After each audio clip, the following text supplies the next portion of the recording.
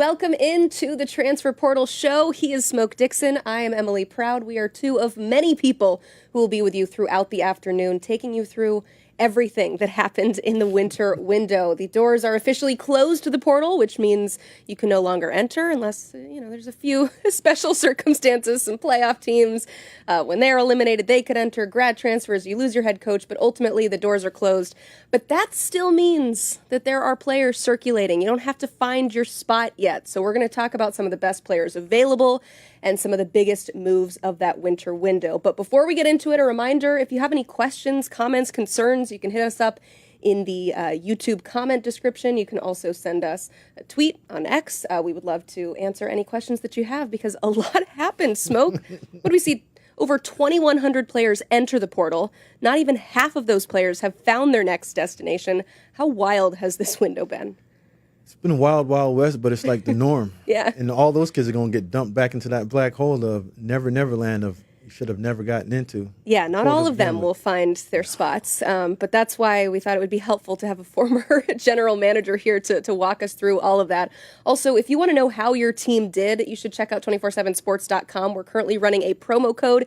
You use that code PORTAL to get 60% off annual VIP memberships. You can read up on all the guys that your team might have added. But with that, let's start with just kind of big picture, looking at what things look like from a general manager perspective, because the role of GM has changed drastically over the years as the role of the transfer portal has changed. So where have you seen some of those biggest adjustments in terms of what's been added to a GM's plate? Well, what's been added is now you have to budget and manage literally. the roster, cap, numbers, and financial mindset of your team. When we first all got into it, and I was probably one of the first general managers, we were all thinking about recruiting. Yep. How am I going to build this program through high school recruiting? Because the portal was fairly new to us. So we're all thinking we're going to set this up like Nick did at Bama. Georgia was doing it, Kirk was doing it at Georgia, Clemson. But now when you look at it, it's no more team building.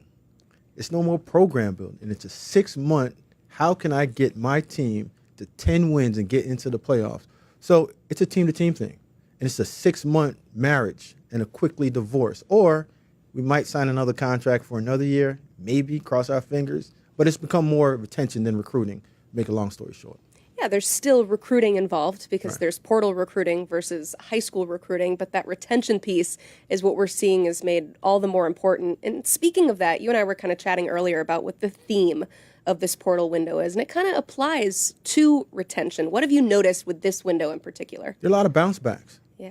First runner-ups getting that crown nowadays because most kids are saying, you know what, coach, I'm going to go down here and stick around for a semester. And if it doesn't feel right, I'm going to come back home to you. But we're seeing it now, it's in weeks. We just saw somebody signing day, go to a bowl game in a great program, and they turn around and see a couple of moves happen in other places. And they said, you know what, I need to get out of here and go back because I have a better opportunity of playing early. So even though you decided to go to that school, now you're finding out are guys leaving to go into the draft or are they staying? Because if they're staying, coach, I'm getting out. So first runner-up might be the winner. Which makes high school recruiting and following that all the more important because it's like connecting those dots. You know, you see a player that flips early on in high school and they might flip later on when they transfer back to that school. So how does that change the recruiting process when you have that mindset of, I can't burn any bridges because he might come back? Well, you can't write those guys off anymore. No. And one thing when I was the general manager at Maryland, I always tracked players.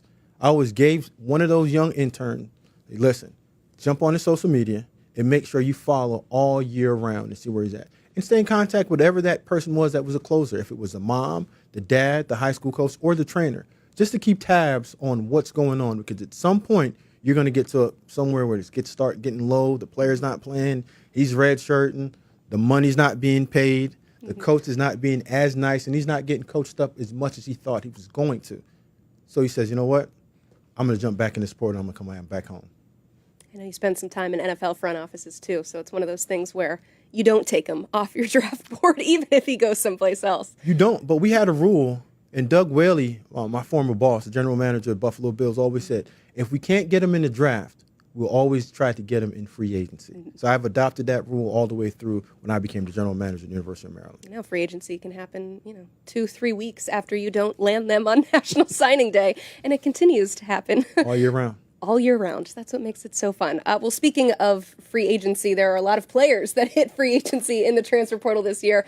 These are what our scouting team has been hard at work ranking these guys, and this is the top 10 players in the portal. We did have a player available in Zachariah Branch, but he and his brother just committed yesterday to Georgia, so he is officially off the board, but you're seeing kind of the biggest movement. John Mateer, the number one quarterback, number one player, he transfers with his offensive coordinator from Washington State to Oklahoma. A lot of moves happening in that top 10. Some new additions to the top 10 too, but when it's time to talk about the top players in the portal, there is only one person we call, and that is Cooper Patagna, who is part of ranking this group, Coop. And so let's go ahead and start with some of the highest rated available player who was available, like I said, but is no longer available, and that is Zachariah Branch. He's a guy that I know that you were very excited about, one of the top 5 players in this transfer portal. He and his brother, the safety Zion Branch, both committing to Georgia. We know the Dogs needed some help at the wide receiver position, but Coop, what do you think about this fit? Well, I think anybody that watched that game against Notre Dame knows that Georgia needs to get back to being able to attack the deep third. And whether it's Gunnar Stockton or whether it's going to be somebody else, Zachariah Branch will help with that. But it's going to also be interesting. Zachariah Branch, one of the best run-after-catch receiver options in the entire country, especially in this portal. I think this guy's instant offense gives a little bit of a different wrinkle than what Georgia has. We've seen guys like Dylan Bell, they brought over London Humphreys as well. Colby Young was a guy that had some off-field issues, so they need some stability in that room. Georgia has leaned heavily on the transfer portal for the receiver position. They'll have to get back to that as well, but Zachariah Branch, certainly one of the best pure playmakers in the country, and I expect him to have immediate impact in Athens. And Coop, when you watch the game against Notre Dame, they need somebody like that. They need a guy that can just get the ball in his hands and just do something with it. Because we saw that Mike Bobo is not the most creative guy with their offense. So you need a playmaker. But, just tracking this whole Branch situation, those guys been wanting to get in the portal for a long time. And they had a lot of suitors, but it was always a package deal, and the price just kept on going up and up and up. And Georgia said, you know what? Looking at it, we got to get back into this ball game of college football and explosive play. So we'll take 2 for 1 plus the heavy tab in terms of NIL. Yeah, we'll talk about some of these teams. Go ahead, Coop. Yeah, sorry. Zion Branch, too. Listen, we'll talk about the brother. I think a lot of people want to focus on Zachariah, but Zion Branch was a former top 247 player in his own right as well. And safety, as we've seen, we only have 2 safeties ranked in the top 100 of the transfer portal. These guys are really, really hard to come by as well. So I think a lot of people might look at Zion Branch, the brother, maybe as a throwaway, and I would caution you to say that's not the case. This is a guy that can come in, have a role, add some depth to Georgia's defensive backfield, and certainly a position that they put a lot of value in. And the other thing about this is you go back, you look at Georgia when they were at their best offensively, 2 guys that they relied on, Brock Bowers, who was one of the best rookie tight end seasons we've ever seen in NFL history, and then Ladd McConkey as well, who's a 1,000-yard receiver in his rookie season in the NFL as well. Ladd McConkey, just in terms of what he could do at every part of the field, that's a little bit of what Zachariah Branch can do as well. So I look at Georgia trying to say, how can we fill the shoes of 2 guys that in their own right are some of the best players that we've had walk through this program since Kirby Smart has been there? That's what they're hoping to get with Zachariah Branch. Whew, I know Georgia fans are excited to hear not necessarily comparisons in the way that they play, but the impact that they can make as far as what Brock Bowers was able to do for that offense. As I was saying, we're going to talk about some of these teams as a whole, who they lost, who they gained. USC is definitely one of those teams we're going to touch on, but let's hit on another Trojan player, Emmanuel Pregnon. He's an interior offensive lineman. He's number 2 interior offensive lineman that we have in this class, Coop. What could a new team be potentially getting in him? Well, you're getting a lot of size, you're getting a lot of athleticism, and you're getting a guy that's played a lot of football. And with offensive linemen, it's kind of one or the other, right? I think the size and the functional athleticism, that is out there. But to be able to get a guy that has played a lot of football, whether it's at Wyoming or USC, that's hard to come by. The thing with Emmanuel Pregnon that maybe that he doesn't have, that some of his counterparts do have, is a position versatility, right? He's locked in at left guard. I think that's what he's going to be. Could he play tackle? Yeah, maybe. But this guy's an interior offensive lineman. You look at some of the other guys in the portal that he's kind of sandwiched in between. Patrick Kudus at Arkansas, the reason that we stuck with him at number one at that position group is because he played left tackle, he played right tackle, he played center. Emmanuel Pregnon is one of those guys. He's a one-position guy, but he's super experienced, he's super high floor, and a guy, quite honestly, that I think if he plays well next season could work his way up into our early day 3 consideration. And looking at the portal, teams are doing a lot better job playing defense. So a lot of people out there are saying, oh, day 3 NFL draft, that's not that flattering. There are a lot of teams right now tripping over each other trying to find this type of talent in the transfer portal. Yeah, Coop, you hit it nail right on the head. I think this guy probably went in, got his draft grade back, and it's somewhere close, maybe the 4th or 5th round. But when you have a guard, and you know how I feel about guards, I think they're the most important piece of an offense, especially in college football. So when you have that guy, he can come in and he's going to work his way up, maybe into the 2nd or 3rd rounds, because there's a little bit of tid pieces of his game that's missing that you want to see a little bit more power, more consistency in his balance and body control and being a pass blocker. But if I was a team, I'd go all in on this guy, man, because I think he can really make your team go from 8 to 9 wins to get into that playoffs and become the bully of the block. He was highly sought after last year in the transfer portal when he transferred from Wyoming to USC. Spent 1 year there and is now looking for another school. How about Tacario Davis? He's our number 1 cornerback, transferring from Arizona. All signs kind of point towards him following his former head coach Jedd Fisch to Washington. But what kind of prospect is he, Coop? Well, this is a really intriguing one because he's one of the top cornerbacks in the portal. And you think about a guy that had a lot of kind of like day 1 buzz coming into this season, didn't really play that well this season. It was Emmanuel Carnley, his teammate, who ended up signing with Miami this transfer portal cycle, who got really kind of more of the buzz. So he's trying to find his way back into that conversation, and this is a guy that's really got to rebuild his NFL draft stock. So I think continuity, familiarity, him getting back with Jedd Fisch, reuniting, and maybe a little slice of some humble pie going up there to Seattle, getting his feet back under him, and finding a way to really kind of play himself into the player that a lot of NFL scouts thought he could be, which is a day 1 type of player. He's got a unique blend of size, athleticism, listed at 6'4", hovering around 200 pounds. This guy, when it's right, it's really, really good. But I think the inconsistencies this season were a little bit of a head scratcher. If he does end up at Washington, I think it would be the right fit, the right move for him not to declare, go to the NFL draft. Maybe he's a day 3 guy if he comes out today. If he goes back, goes to Seattle, he's got a chance maybe play himself into a top 50 pick. Cool. I mean, being a former cornerback myself, sometimes just being in a comfortable situation makes you feel a little bit more at ease and more relaxed. And especially if you have a coach that particularly understands you. And as casual fans, we look at it and say, okay, that player is not playing real well. Forget the athleticism side of it and forget the physical part of it. The mental standpoint of a player means a ton. And from last year, from him wanting to go into the portal, wanting to get out, you just saw a player that wasn't at ease as he was the year before in terms of his playmaking skill. But Coop hit it right on it. Like his size, ball skills, and athleticism, that's what the NFL is looking for. That's what they want. But the inconsistent play scares the heck out of you because you might draft this guy in the 2nd round and he has a couple of mental fumbles and he can't recover from that. So you just lost it on dead money and draft capital in the long run. So get out of there, find a new home, get comfortable, and get back into your groove of playing football. Yeah, and he did enter the transfer portal the last time around, ended up not entering, staying with Arizona, but now it does look like he will follow Jedd Fisch to Washington. Another late entrant, Jaden Rashada, which I know is a name that a lot of people know. We don't have enough time to list all the school he's been involved with, Cooper, but when it comes to him as a quarterback prospect, what do you anticipate his market to look like?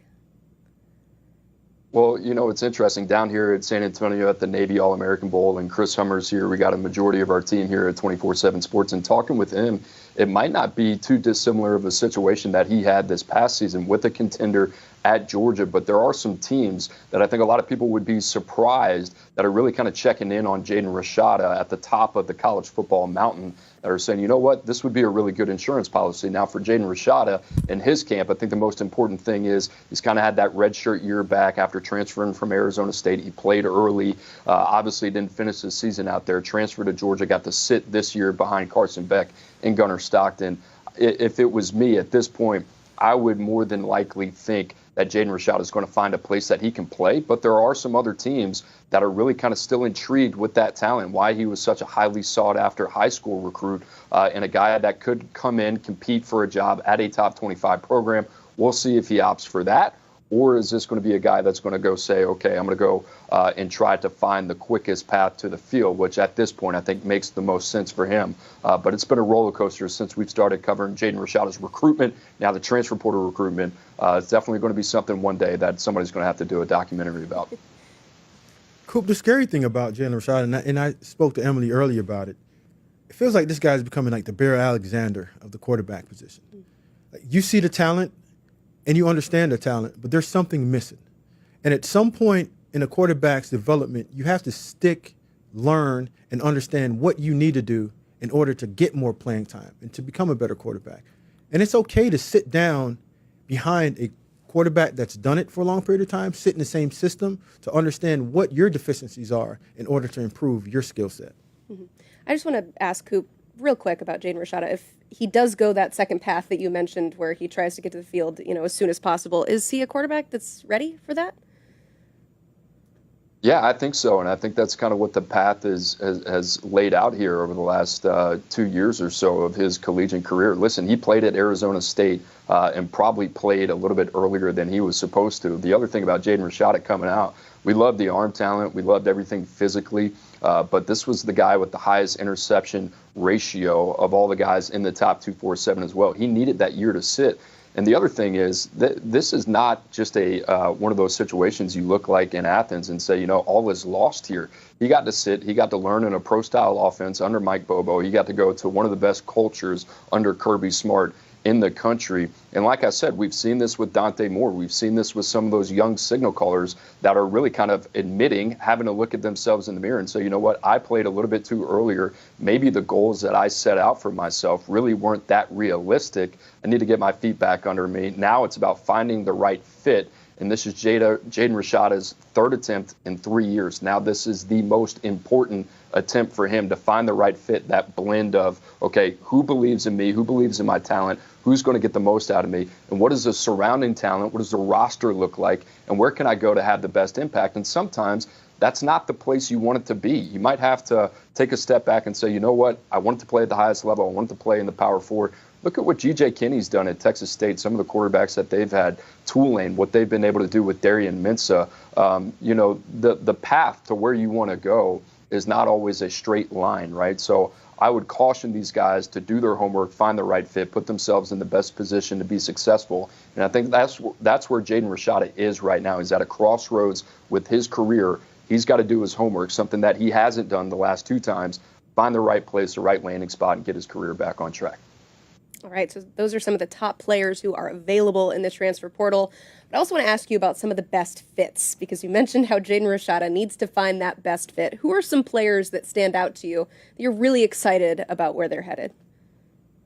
How about Isaiah World? Isaiah World's a super intriguing cat, the 6'8", 300-pound plus offensive tackle from Nevada, the #1 offensive tackle in the 24/7 Sports transfer portal rankings. And you think about Oregon, Josh Connerly, the former 5-star, he's off to Sundays. Johnny Cornelius, who they brought over from Rhode Island a couple years ago as well. Leek Terry, the offensive line coach, doing a tremendous job. But talk to some scouts about Isaiah World. They think if he came out this year, this guy could be a potential top 100 draft choice. So that is the type of talent that Oregon's going to be dealing with Isaiah World, a West Coast guy. They get to keep him home. They've done a tremendous job with their player development, not only their talent acquisition program, but I think that's a guy that makes a lot of sense. You go down the list, some other guys as well. David Gusta from Washington State. You think about Kentucky, what they lost on the defensive line. Deion Walker. You also lose Keshawn Silver to USC. Those are 2 guys in the middle that are big pluggers on their interior defensive line. They get that with David Gusta, one of my favorite guys in the middle of the defense. And then Max Clare coming over from Purdue to Ohio State. Tight end position's been one of the sneakiest positions in the entire portal to evaluate. And we had this guy #1 for a reason, over 500 yards receiving. Love what he can do. Reminds me a little bit of Mason Taylor. He's got attachability, can detach him as well. Love what he brings in the receiving game. He is a perfect fit for what Ohio State wants to do in that post-Will Howard era, whether it's going to be Julian Sayin or somebody else. And I could go down the line here. Eric Rivers at Georgia Tech is going to be the guy that's going to have to play a big piece in replacing that Eric Singleton production. This guy comes in, and I like to call him a little bit of a pocket rocket. He's an undersized guy, can stretch the field vertically, can do a lot of different things, and played the majority of his snaps on the perimeter. I think he's a slot. I think they're going to play him where Eric Singleton was primarily used in that offense at Georgia Tech. So, I mean, you go down the board, receivers super deep, offensive line's very thin. So, you know, the portal right now, very, very intriguing as you follow it. And teams, obviously, very, very smart to be aggressive when they see a guy that they like on their board to go out and get him. Cool. One of my favorite players out of the entire portal was Patrick Payton, edge rusher from Florida State. I know that you're a secret Louisiana fan. What do you think his fit is with coming into LSU and getting them quarterbacks down in the SEC? Well, I like this one. I think a lot of people will look at this and say, all right, well, his game is kind of tailed off, and I think rightfully so, right? Like, you have to be a fair, objective critic of these guys in the portal. But you go down the list, especially the guys in the top 10, whether it's medical, whether it's character, whatever it is, everybody's got issues, and that's a lot of the reason why they're in the portal. This is a get-right year for Patrick Payton. You talk about the talent. There's no other talent in terms of pass rushers like Patrick Payton in the transfer portal. But now you put him in a system where Braden Swinson came over from Oregon. He's had a huge couple years in Baton Rouge. He's probably going to be a day 2 NFL draft choice. Now Pat Payton gets to work with Kevin Peoples. He's going to play opposite of Jack Pyburn, who they brought over from Florida. And you talk about a guy with top 32 upside. He's got to put it together. There's some off-field question marks, but just in terms of the size, the length, the athleticism, the ability to bend, when it is good, it is really, really good, and there's nobody like Patrick Payton in the portal. So I'm excited about that fit, and guess what? Pat Payton, Bear Alexander, you go down the list, Jaheim Otis, they got 1 year to figure it out. So if you're LSU, you're Colorado, you're one of these schools, in terms of the risk here, you're mitigating that with a lot of it because these guys are incentivized to go out there, put their best foot forward, because if they don't do that, then they're going to lose a lot of money at the next level as well. Patrick Payton, one of many great additions for LSU. We'll dig into their class a little bit later, but we want to say thank you, Coop. We know you're hard at work in San Antonio with the All-American Bowl, and you can check out more of his coverage at 247sports.com. Coop, you're the best. Also, do not forget to take advantage of the 60% off promo we're running right now.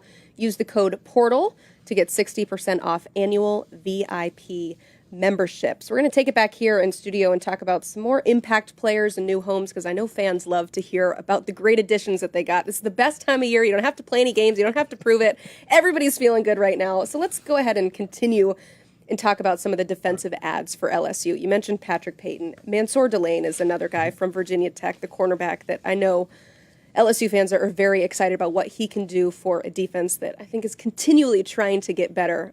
What do you think he adds to that unit? He has a proven cover guy that's done it in college for a long period of time. But even though he's covering everyone in the back end, LSU does an outstanding job of getting 2 edge players that can allow him not to sit there and cover for 5 seconds like we saw all last year once Harold Perkins got down.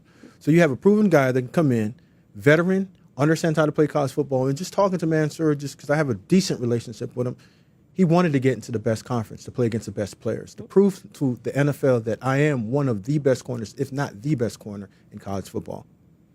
It's a good place to do it then. I think that's a pretty decent conference. LSU could arguably go down and just say they are DBU. I know that I'm a Bama guy, but you track the history of cornerbacks, defensive backs from LSU. And you walk around and say, if you're watching that's a great conversation. NFL and some of the teams in the playoffs, you're going to see some LSU defensive backs taking advantage of that. Let's go back and talk about quarterbacks, just because I think we talked about the available quarterbacks, but not so much who's gone where. Miller Moss is somebody that comes to mind. He's the 7th-ranked quarterback in this class. We were just talking about cornerbacks.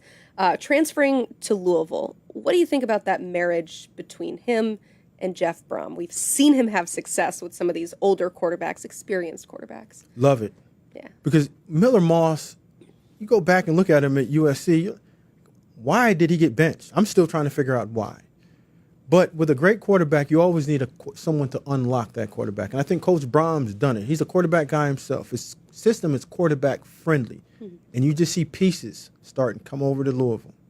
And you get pieces that come over with a quarterback coach, you're going to get someone to unlock that position. And with that, you're just trying to get in the playoffs.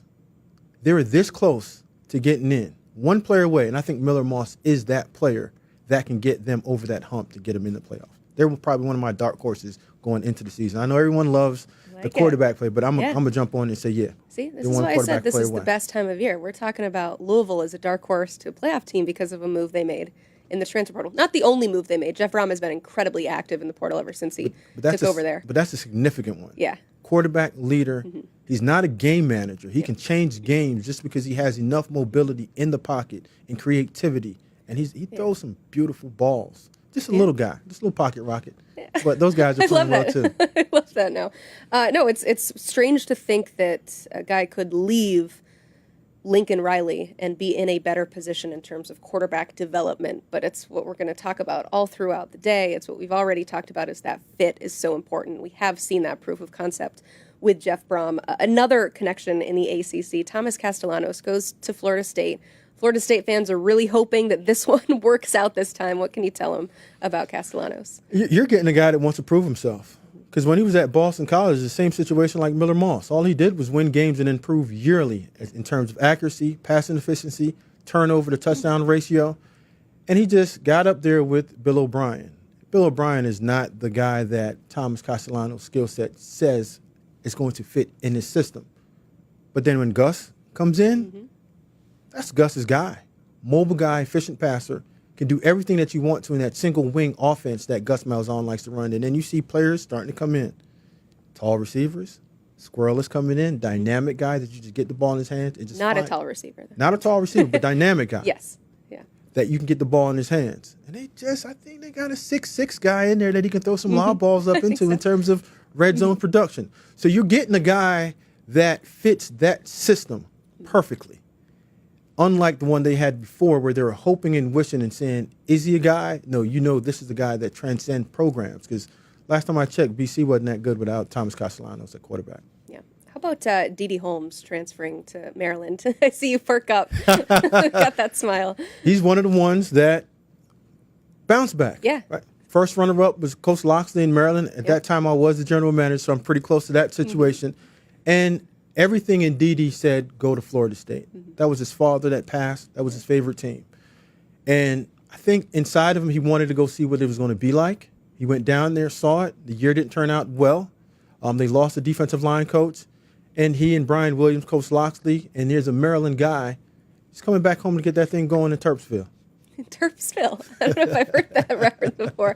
Well, hopefully he is somebody that can help them out in Terpsville. We're going to bring in Matt Zenitz because he has been all over everything that is happening in the transfer portal. And we've got Matt Zenitz here. Yeah, just to wrap up the wild window, we're going to tell some crazy stories later with our friend Chris Hummer. But I think you told Matt what I would consider the craziest story of the transfer portal, and that's just because I was very intrigued by this, and that is from John Mateer, the #1 player in the transfer portal, ends up going to Oklahoma, but old Bill Belichick and UNC made quite the push. For those who have not heard the story of how this all turned out, walk us through what went into the recruitment of the #1 portal player.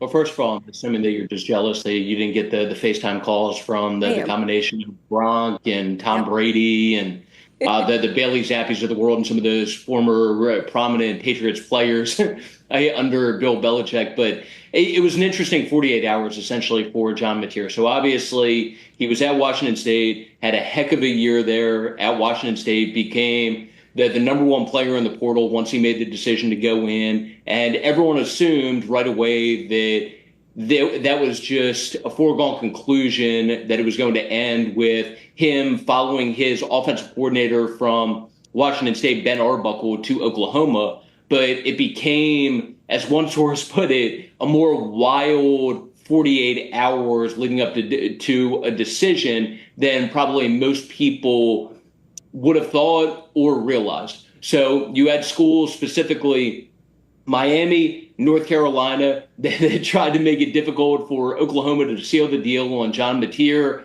Miami, which is still in the market for a portal quarterback, was very aggressive, including financially, to try to entice John Mateer to make the move to South Beach. And then the interesting part of that was Bill Belichick, Mike Lombardi, North Carolina, being very aggressive on their end, trying to get involved, and not only making it clear that they were going to be extremely, extremely competitive financially, but Bill tried to pull out all of the stops and use some of those old Patriots resources, including the aforementioned Tom Brady, Rob Gronkowski, Bailey Zappi, guys along those lines, to FaceTime with John Mateer and try to sell him on the idea of going to North Carolina. But ultimately, the pre-existing relationships that John Mateer had with Ben Arbuckle, John Kuzieski, who was his quarterbacks coach at Washington State, and then a FaceTime call with a prominent former Sooner and Baker Mayfield, all of that contributed to John Mateer ultimately ending up at Norman, which is a huge, huge deal for Brent Venables heading into an important season.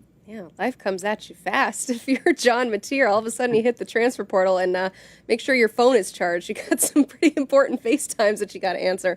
It's pretty crazy. What I'm hearing, though, if I'm a North Carolina fan and a Miami fan, is I'm still looking for a quarterback. And so I wonder where that quarterback could come from, Matt, because there's not a whole lot of options in the transfer portal right now. So I want to just get your clarification on one thing.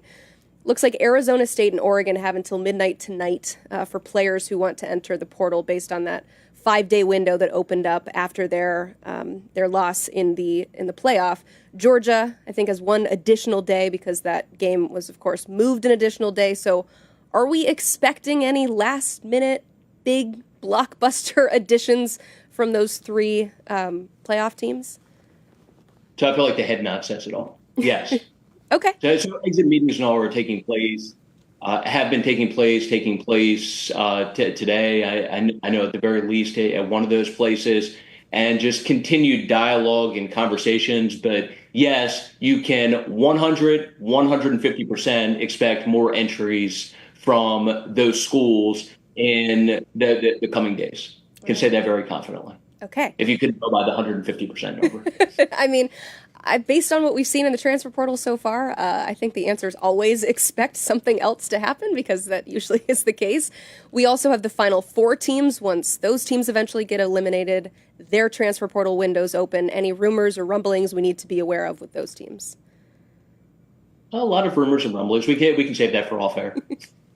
So not ready to throw any names out as of yet, but there are definitely players, I'll say, from the teams remaining who are going to end up in the portal and potentially some noteworthy type guys that the schools right now, even while game prepping, have been working to get locked in and keep both from a portal standpoint and then also NFL draft decision perspective to go along with that. So that's been something that I know for even the staffs for teams that are remaining in the playoffs, those conversations are taking place right now. And that's come up on my end today. Had conversations with multiple schools still involved in the playoffs today where I know those conversations are taking place. And again, it's a combination of not only the portal, but trying to get a feel for where some of these draft eligible players that have a shot to turn pro are leaning right now, because some of that will dictate just whether these schools pursue some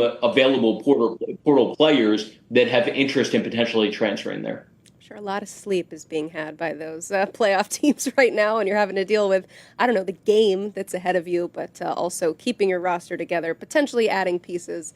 Sounds like a lot of fun, but also sounds like the moral of the story is it's not over yet. So we'll continue to check in with you, Matt Zenitz. Thank you so much. You can check out more of his work at CBSSports.com, at 247sports.com. That's where we will update you on all the latest happenings in the transfer portal, because although we are wrapping up the winter window, not over yet.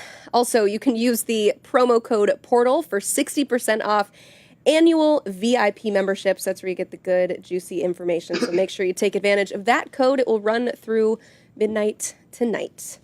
Our next guest here on the Transfer Portal Show is somebody I know you're well aware of, our friend Bud Elliott from the Cover 3 podcast. I think you just hopped off the podcast to join us on this show, so we do appreciate you. And Bud, the theme of this segment is fixing the eliminated college football playoff teams. So we just talked about some of the more recently eliminated teams that could have players that they still lose to the transfer portal. But I want to go in order of the teams when they were eliminated. So let's start with Indiana. They've already added 16 players in the portal. They are a top 20 portal team. We know Curt Cignetti loves to take advantage of the portal, but overall, looking at this IU team, but if they want to get back to the playoff, what needs to be some of the priorities this offseason? Sure. So I think you have to look at the defensive line, right? Indiana, obviously, they hit big on quarterback Curtis Rourke, and he kind of got back to the form that he showed, 2 years ago at Ohio. So obviously, getting good quarterback play again will be key. But I really think if you watch the Indiana team week after week, they just kept winning on the defensive line. They had some smaller guys who were quick, good penetrators. They're going to need to make sure that their portal haul includes some of those guys again if they want to try to get back. I mean, is it realistic for Indiana to get back to the playoff? I mean, Curt Cignetti, if you heard me say this, would probably jump all over me, but I don't think it totally is. Like, part of that this year was friendly schedule, great chemistry, like special year. But there's no doubt they're going to use their success this season in making the college ball playoff to attract more guys to campus. Like, they've demonstrated now that they can do it. Well, yeah, but, I mean, Indiana is like recovery U. I mean, Curt Cignetti's using it like at a T, and he's using it perfectly. And he's using the formula that's worked for many. Lower tier guys leveling up to come up to him to play because they have like a chip on their shoulder and they want to prove something. So, yeah, but I'm with you 100% on interior line play in offense and defense, but they have to get some more playmakers on the outside, just not those plug-and-play guys, one or two more explosive guys. So when they do get the ball in their hand, they don't have to take 10 to 11 play drives to get down the field because the Big Ten is caught up to them. They're not going to surprise anybody moving in anymore. They're being hunted. So when you're being hunted, you have to have players that can say, hey, listen, come hunt me, but there's no way that I'm allowing you to catch me. One of the biggest players that they have to replace is their quarterback, who we find out is an absolute gamer playing this season with a ACL injury. That is obviously a tough person to replace in Curtis Rourke. But real quick, what do you think of Fernando Mendoza? I think, relative to it being Indiana, and obviously Curtis Rourke is extremely difficult to replace, especially just because of how well that team rallied around him. But Mendoza did have some big-time games. If you look at that Miami game, I mean, he's taking shot after shot and is getting up, and like some of these are just kill shots. And he's getting up and he's punching back at Miami. So I think you have to like the toughness that he showed. I guarantee you guys at Cal, saw that as well.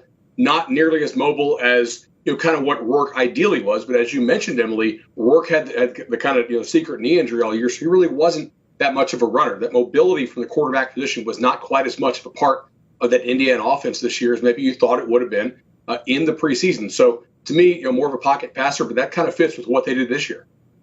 All right, how about SMU? I'm looking at what they've done in the portal. They only lost 3 players, which I find incredibly impressive to be able to retain some of the talent that you had from this past year that took you to a playoff and to the ACC championship game. So what should their offseason priorities be if they want to get back in that similar position or even better? Sure. I think you have to make sure you shore up the offensive line. This year when they ran up against Penn State, they had a lot of problems there. I'm not selling Kevin Jennings. He had a poor playoff game, but ultimately he did lead them to the playoff, and I thought was a far better player than Preston Stone was. So I think they have a nice young quarterback to build around.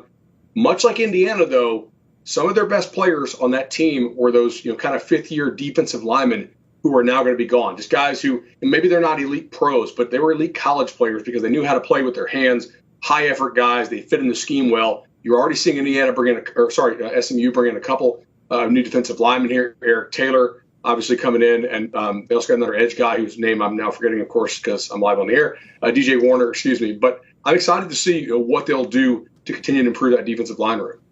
Yeah, they got to replenish that pass rush again because all those guys are gone. The Isaiah Smiths, the Jafari Harveys, those guys are long gone. And one of the good things that Rhett did was take a lot of the Miami players with him.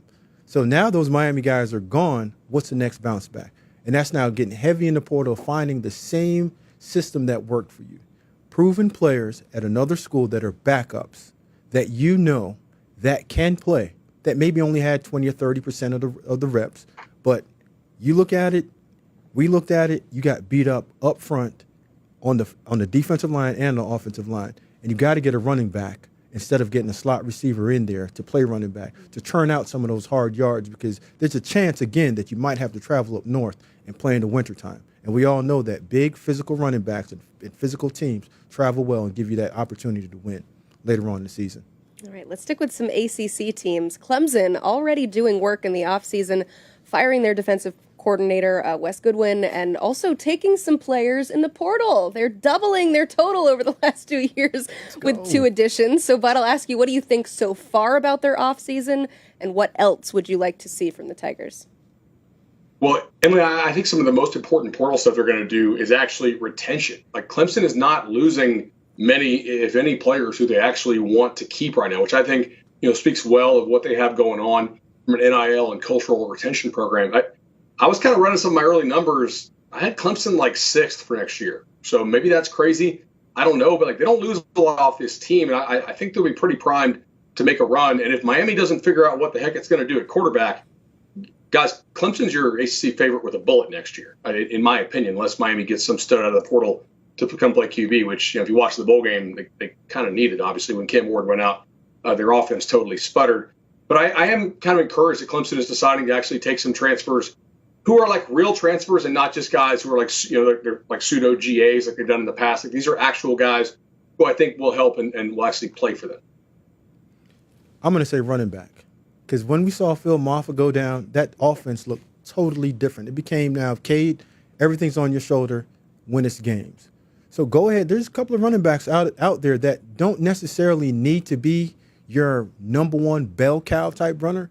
But if you look at the theme and just the trend of college football this year, Ohio State is still in the college football playoffs for a reason. They have a 2 running back system that they've used throughout the year. So both of those guys look so fresh right now, instead of in December and January looking beat up. So go out, get you a proven running back that can get it done, and also get a tight end that can block on the edge. Because a lot of times, as you saw Clemson, they lost a lot of edge pressure.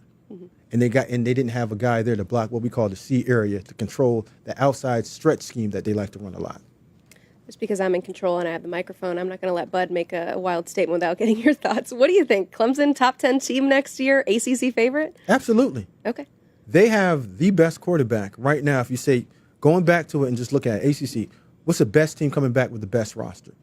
Coach Sweeney can look at it and say, yep, I got it. Majority of my players are coming back. The quarterback that played lights out in the last game that we saw him is coming back. Our receivers are coming back. And last time I checked, it's not like we disappeared and went anywhere. We're always a top 10 team. We just had a stumble of winning, 9 games, which is so bad, and played in the ACC, winning the ACC championship and going to playoffs. Yeah. So no, Bud is dead on with it. Yeah, they haven't lost enough for us to put them way back in number 13 and not get into the playoffs. They'll be back. Okay.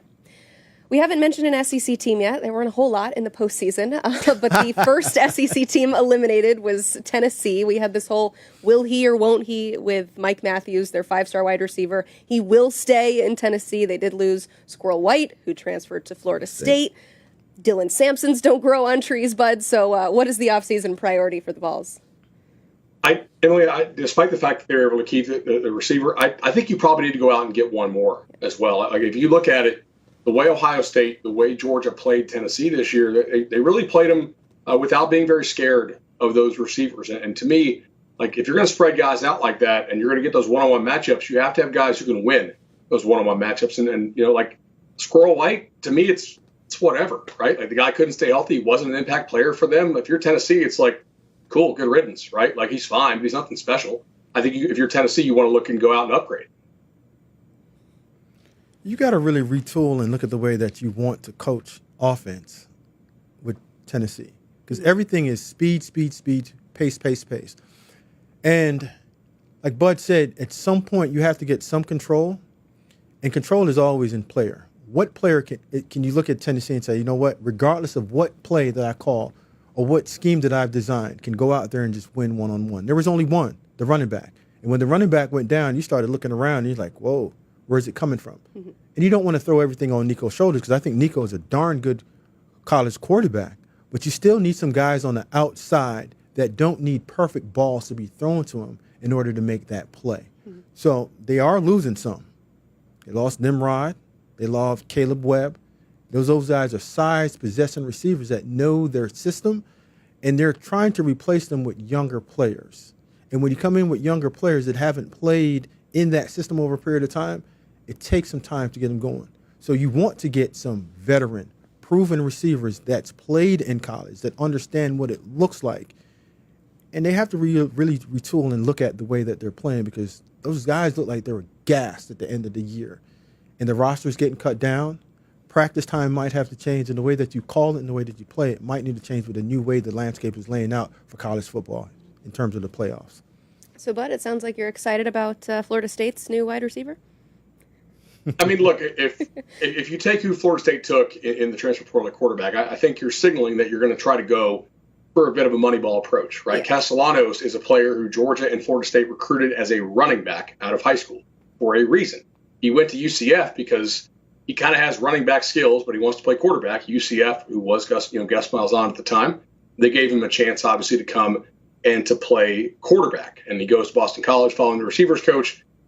Like, you're not going to get stud receivers to go catch balls if you just went 2-10 and you just signed Thomas Castellanos in the portal. Like, that's just what you'd be a total idiot if you were actually a stud receiver and you're like, yeah, that's what I'm going to sign up for. I mean, let's common sense here. Like, I'm not unexcited for it. I think it's probably a good get relative to the circumstance, but like on the open market, no. Like, if Squirrel White was great, he would have stayed at Tennessee, right? Nico's a heck of a lot better than Castellanos is throwing the ball.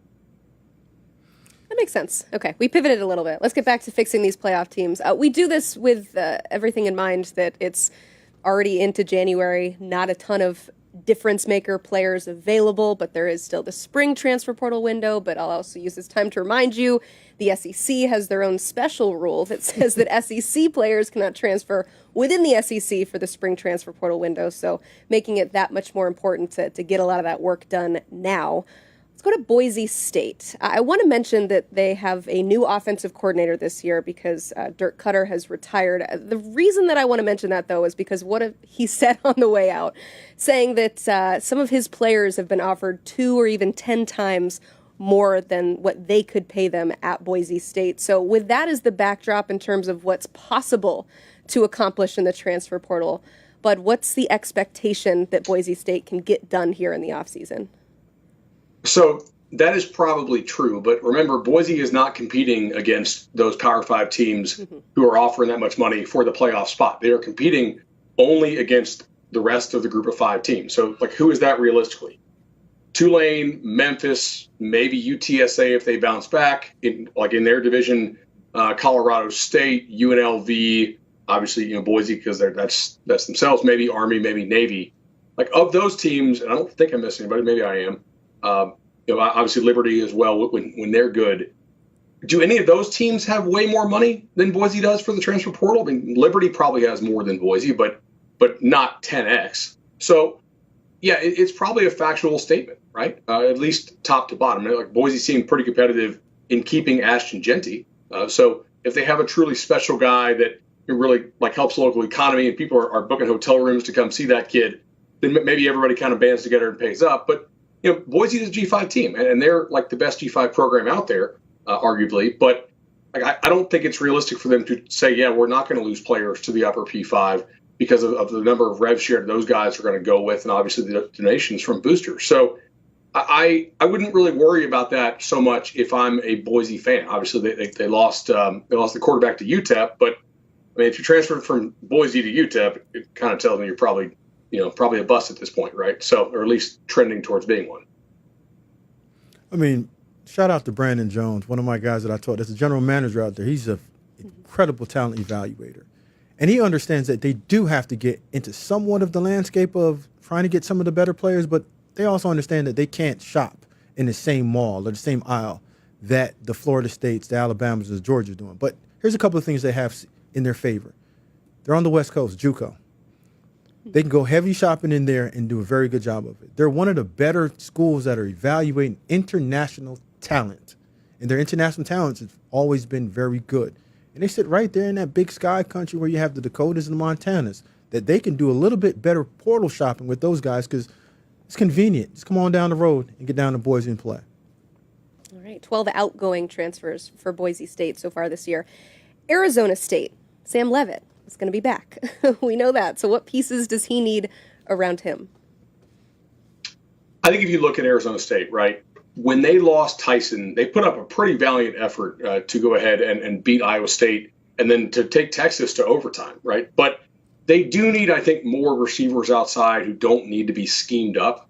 You know, a lot of these guys they have are guys who, you know, credit to Arroyo and Kenny Dillingham for how good of a job they do scheme it up. But part of the way they scheme that up is because defenses are so focused on Cam Scatterbo, who won't be there anymore. So, you know, the answer might just be go get another stud running back. And if Smoke's going to go with that, I'm going to co-sign that for sure.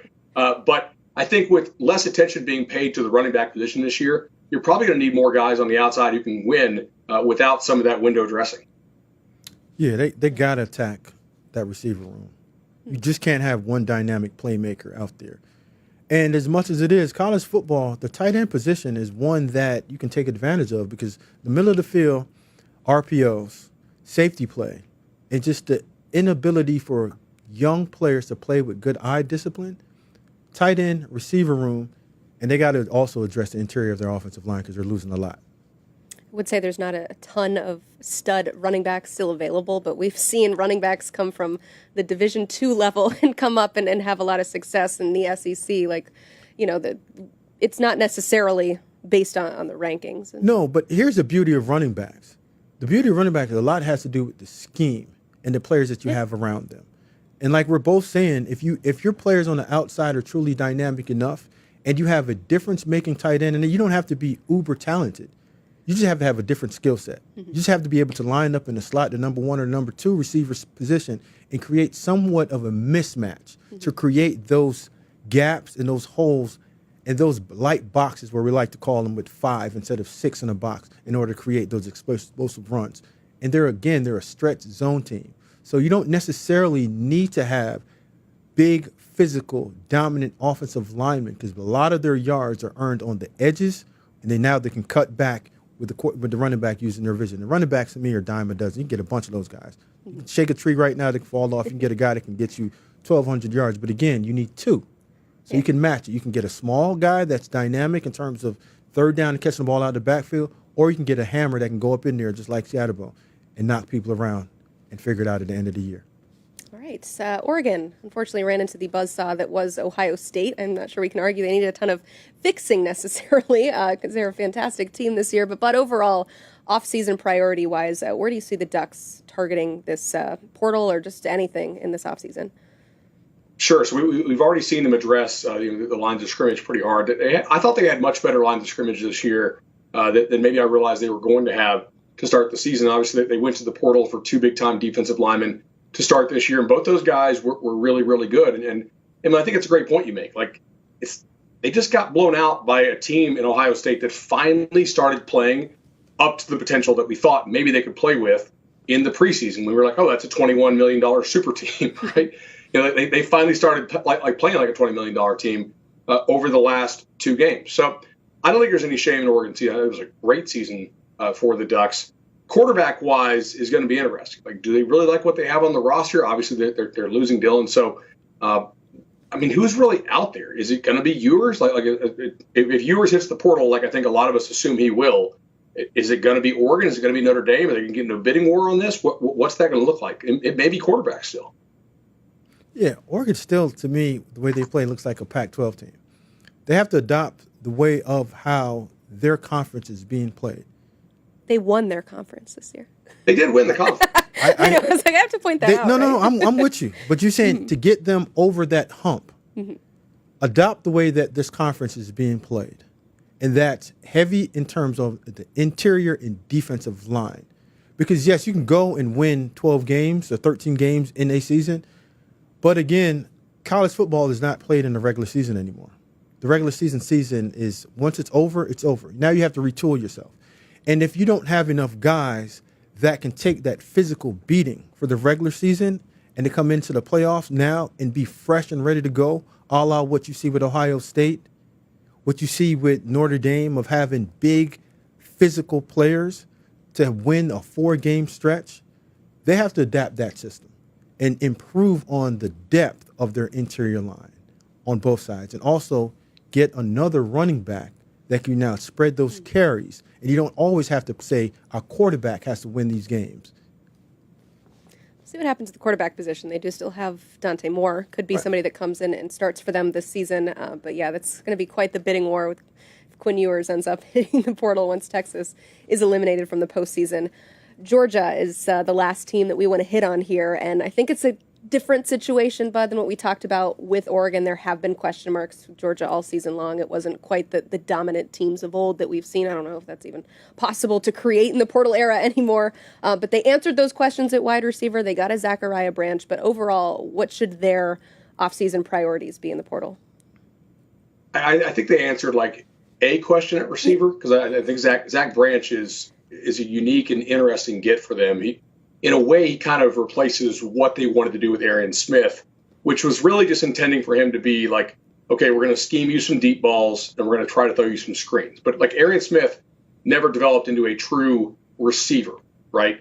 And Zach Branch, to this point in his career, has not either. Like to me, Zach Branch does not solve all of Georgia's receiver issues. You saw this year when Georgia lost their two outside X-type players to domestic violence stuff, that they had to push guys into those roles who I don't think they ever really intended to play in those roles. I don't think Dylan Bell and Arian Smith were guys that if you told Kirby Smart in August at SEC Media Day, hey, you're going to give Arian like 8 or 9 targets a game and Dylan Bell's going to get the same in the playoff game, he's like, wait, what? Like that's not how he saw that going, I'm sure.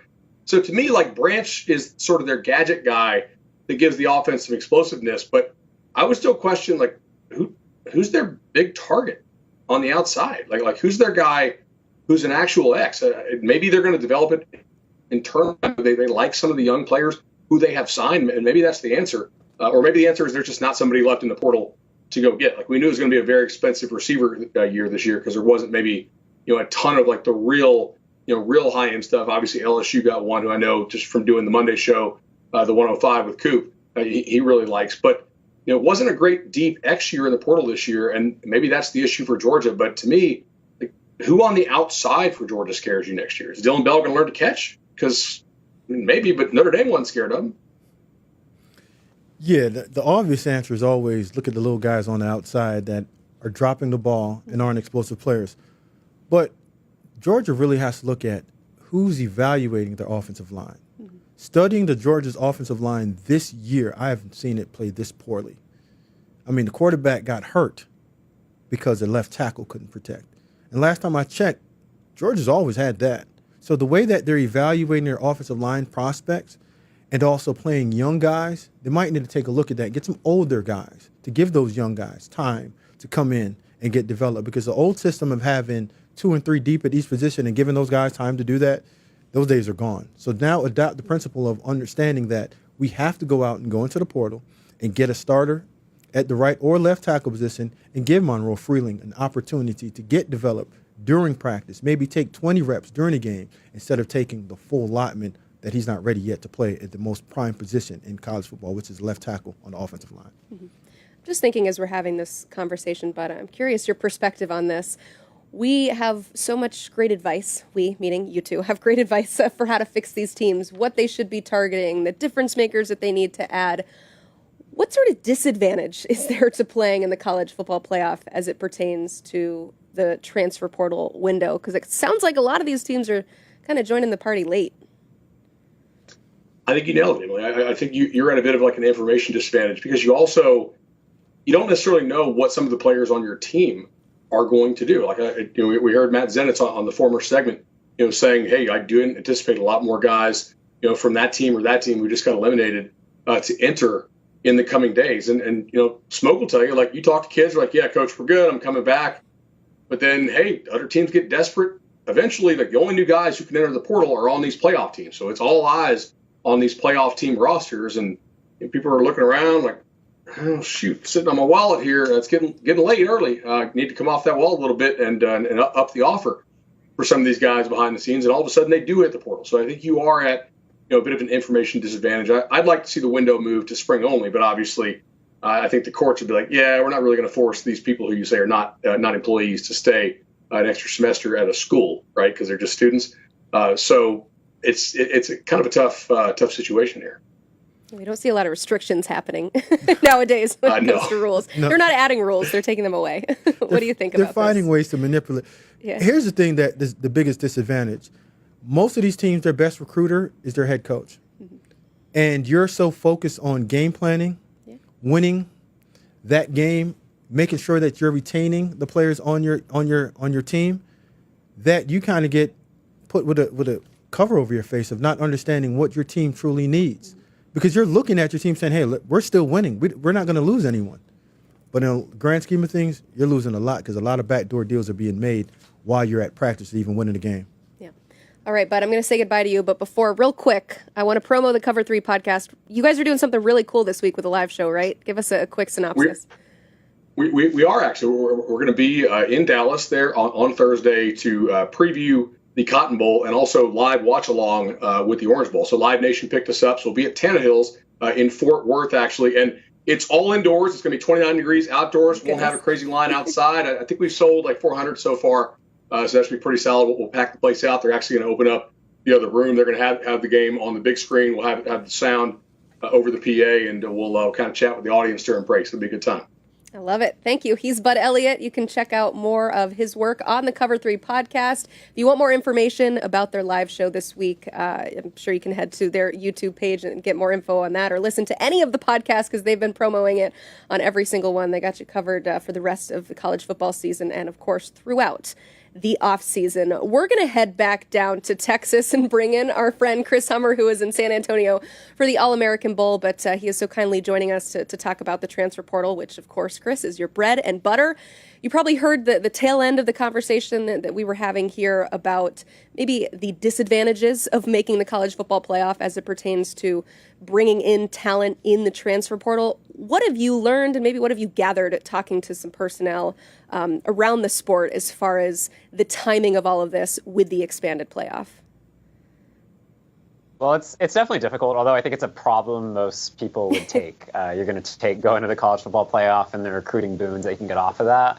But yeah, it's certainly a challenge to manage practice and competing for a championship at the same time, in addition to trying to bring guys in and have visits. Because a lot of schools particularly will focus on the playoff, obviously, so that's what you're there for. But that can put you a little behind. But at the same time, like if you're a team that makes it deep, if you're a Texas, if you're an Ohio State right now, if you're a Penn State or a Notre Dame, it can be an advantage because your guys who don't want to enter the portal right away and are going to try to wait till after the season, they're going to be put in a time crunch. I know they have an additional 5 days after they lose, but with school starting up across the country a little bit, it can also really work in a school's favor because it's less likely a player is going to test the waters, given that a lot of the spots have already been taken. So there's a give and take with that, I think.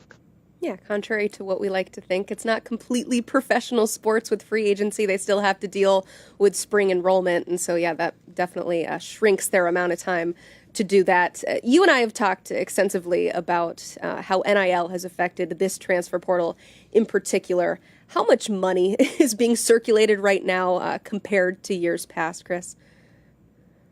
Oh, it's 2x in some cases, and I've had some agents and people in the space tell me 5x at certain positions.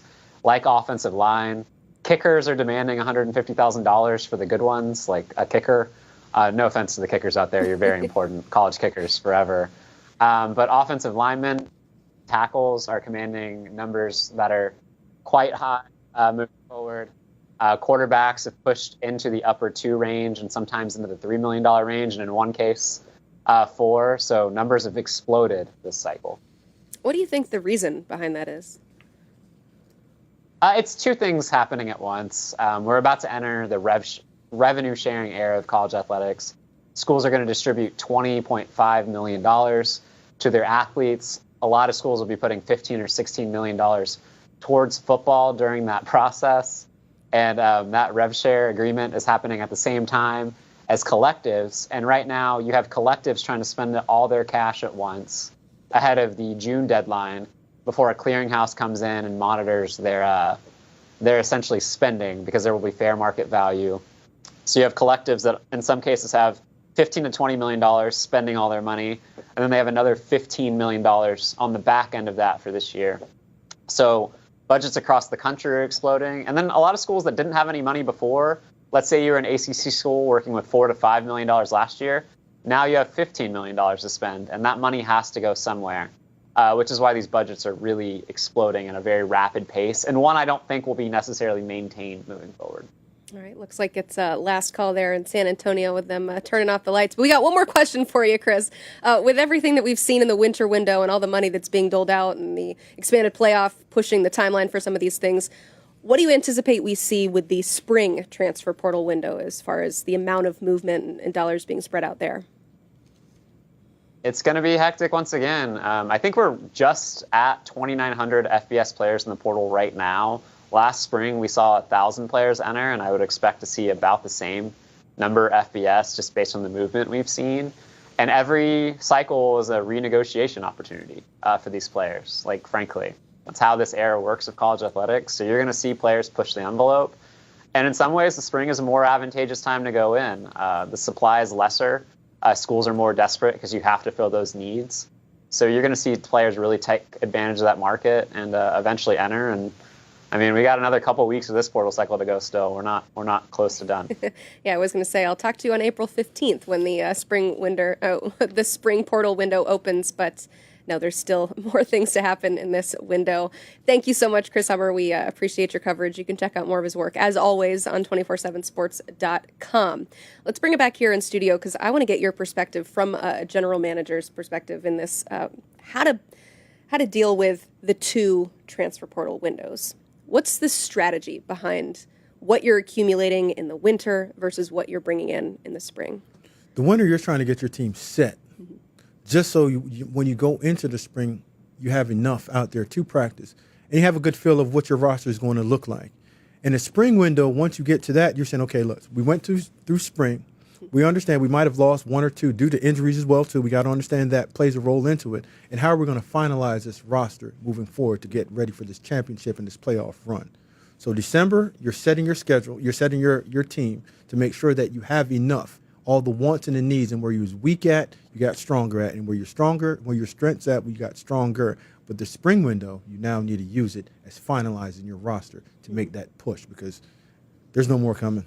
Yeah.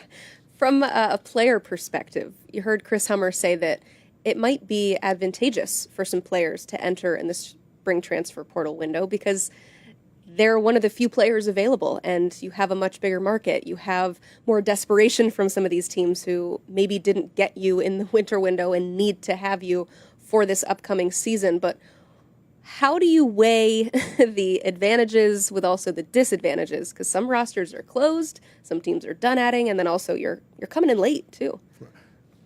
College football is always going to be desperate. Desperate for good players and always overspend. But for those guys that are getting in late, you got to understand that money might also run out. So you can't just always just bet on, I'm going to get it in the spring and I'm going to get a lot more money.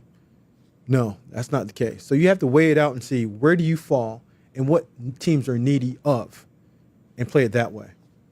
Is there a different or specific position group that you think, we'll see more of in the spring window just based on what we've seen so far? Always offensive, defensive line. Yeah. And for the simple fact, there's so many, but there aren't many that are really good. Mm-hmm. So backups are pushing to become starters. Mm-hmm. Threes are becoming backups. So the big guys, you can't find them because they don't fall on trees. It's like we're talking about running back. You shake a tree, they're out there. Yeah. You shake a tree and look for an offensive lineman. The offensive lineman is the tree. Yeah. So O-line, D-line is always going to be the ones that you're always looking for because you need more of. And like we said it, the theme of this playoff, the more big bodies that you have on your roster that can get you through the season to make sure that you're healthy and physical and energized towards the end, you have a better chance at finishing out strong. Yeah, because these teams in the playoff are playing game number 15, game number 16, depending on what their conference season looked like. So, and a lot of it is becoming patchwork. Mm-hmm. They're putting Band-Aids on open wounds that they should be stitching up and getting them out. Mm-hmm. I want to know what you think about what Chris Hummer was saying about the money that's being distributed in NIL right now. He talked about the different circumstances with the rev share coming down the block and collectives trying to figure out what to do with the funding that they have. But we talked about this at the beginning of the show, how much a general manager's job has changed from a former general manager. Not that long ago, you were in this position, Smoke. What do you think about all the money that's being circulated? Different because I didn't have rev share. Yeah. And the collective was just coming into play. Very new. It's very new. So a lot of the collectives got to get back down to zero by the fiscal year. So that's why you see a lot of players being shot at these crazy numbers of having 25 and $15,000 in $2 and $3 million at the quarterback position, just because they have to spend that money. And if you don't spend the money, it runs out. Mm-hmm. And now you have the rev sharing coming involved in playing it. You have extra money to spend. But I always tell the general managers, guard yourself. Because the money that you're spending, there's always a boss that's looking down at you. Mm-hmm. And a lot of these ADs are getting into now analytics. And they're tracking to see how much you're paying each player to see what the production is. So even though you have the money to spend it wisely and carefully, because production and performance is always going to be questioned at the end of the year. Yeah, it's not about how much money you have. It's about how you spend it. I think Nick Saban said that at some point this year, which is funny to hear as well. But pay the right ones so you can get the right production. Exactly. So at the end of the year, you're one of the Final Four teams. Yep. And you can say, hey, boss, at least we're in the Final Four, and everybody in our conference is getting $14 million because we're here in the playoffs. Yep. And the right people are getting that money. All right, we're going to bring in Brandon Huffman. I'm excited to talk to him because as we go through some of the crazier stories of the transfer portal window, one cropped up late last week. You and I talked extensively about this with quarterback Jaren Kiave-Sagapolutele. He's somebody that was part of this recruiting class in 2025 who we talked about on National Signing Day. He was a big story. He flipped from Cal to Oregon, entered the transfer portal, and is now going to Cal. Huff, we saw this last year with Julian Sayin is another big example of it, but that was a special circumstance in terms of Nick Saban and his announced retirement and surprise retirement. But what's the significance of this story in particular that we're seeing this year? Well, there's a couple things at play. Well, obviously, the big one was because he enrolled at Oregon the day after Christmas and participated in Rose Bowl preparations, was on the sidelines with Oregon in Pasadena a week ago, he had to go into the portal rather than request a release from his financial aid agreement that he signed. But with Cal not starting classes for 2 weeks, he actually headed to the Bay Area. He's heading back to Hawaii next week for the Polynesian Bowl, and he'll start classes like it was going to be Cal all along. I think the more significant thing was, what was the reasoning for him to flip to Oregon on signing day, and then ultimately after just a week there made him want to, revisit things and end up at Cal? Is that good news if you're an Oregon fan that Dante Moore is likely the guy, or is it an Austin Novosad, or is there somebody in the portal? We heard the rumors about potential quarterbacks. So there's a lot of questions that still haven't necessarily been answered, but I'll tell you what, Justin Wilcox has answered his big question of what his 2025 quarterback situation is going to be, with Jaren now ultimately ending up in the boat. Yeah, I think one of the trends that we're going to see are most of these 5 stars and highly recruited kids are going to wait until that last signing window in high school, just so they can see things in February. Okay. Just so they can see things play out. Because when you look at it, a lot of these quarterbacks and a lot of players are making moves during times that you've already said, this is where I'm going to go to school at. Mm-hmm. And what you signed up for might not necessarily be when you show up on campus, it's there. Case in point, you show up and they don't have that quarterback there. But in the transfer portal window, they sign a quarterback. So you're not a high school guy that just signed in the early signing process. You're there instead of number 2, you're number 3. So where do I fit in, Coach? Because in 2 years, I was looking to start and play. Now it's going to be my 3rd year that I'm going to start playing. So I think the trend that you'll see moving forward, you'll see a lot of guys wait a little bit longer to make their decision in order not to go back and forth in terms of flipping. Well, the window moved this year, right, Huff? It was signing days. It was actually before the portal. So how does that affect all of this? Well, and that's the thing. I think the counterpoint to that would be that maybe guys do sign with the school in the early window, and then because they can now go into the portal and start classes just in time, use those bowl preparation practices to see just where they figure out. But then also you look at the case of Cal. All right, they had a miserable performance in the Los Angeles Bowl with their 2 backup quarterbacks that played in that game. Fernando Mendoza goes into the portal. So now all of a sudden you go to Oregon where you got a Dante Moore. Remember, Jaren wasn't the only quarterback that signed with Oregon in 2025. They also got Akili Smith Jr. You already had Austin Novosad there, in addition to Dante Moore. Then the rumors about the other portal quarterbacks they may be going after. So now that room that you signed with in early December could be expanding. Meanwhile, the room that you were going to be in, it's shrunk. Your starter for the last 2 years is no longer there. Some of the other guys are no longer going to be there, or just didn't really wrestle the position away in the bowl game. So now all of a sudden you maybe just go back. And so I think we may have guys still sign in the early part of December, but I don't think this is going to be the first time we're going to see it. With Julian Sayin, obviously, it was a different situation. Nick Saban had left. He decides to leave. But I could see more situations like Jaren's where you go, the room ends up becoming fuller as the portal plays out, and other schools significantly become smaller, and now you have a quicker path to play if you go elsewhere, and all you lose is maybe a day or two of social media, a cloud, and people going after you on social media, and then by January you're in class and you're competing for a starting job much quicker than you may have been at the previous school. What do you think about players potentially using that earlier signing period as a trial period to test out their new team? I mean, it's going to be more often than we think. I think that will be the theme of it. Because like we were talking about earlier, there's a lot of high school kids that go in that's been getting recruited that they got the song and dance and the pony shows and everything looked great. Mm-hmm. And when you show up on campus, I had it when I was a college football player. You had it when you were a college athlete. You're like, I'm not that good. Yeah. I thought I was better. I thought I was going to be the number. Yeah, reality hits you in the face. So it is a good trial period. Mm-hmm. But I don't think you should use that as a trial period for yourself. Yeah. I think you should wait. And if you're that good of a player, still go up there and visit and figure yourself out at the end of the day where you should play. Because another thing that's going to play in, a lot of assistant coaches are going to be moving during this time. Mm-hmm. So the guy that you signed with that you thought you were going to play for might end up somewhere else as well too. So again, that February signing period, I think it's going to come into much, much bigger play for the really prominent high school athlete. Also, there aren't a lot of high school athletes going to be getting recruited and signed anyway. So why not wait until you figure out where all the chips line up, where you can make that final decision and go. Scholarship's not going anywhere if you're a 5-star. They're going to hold it for you.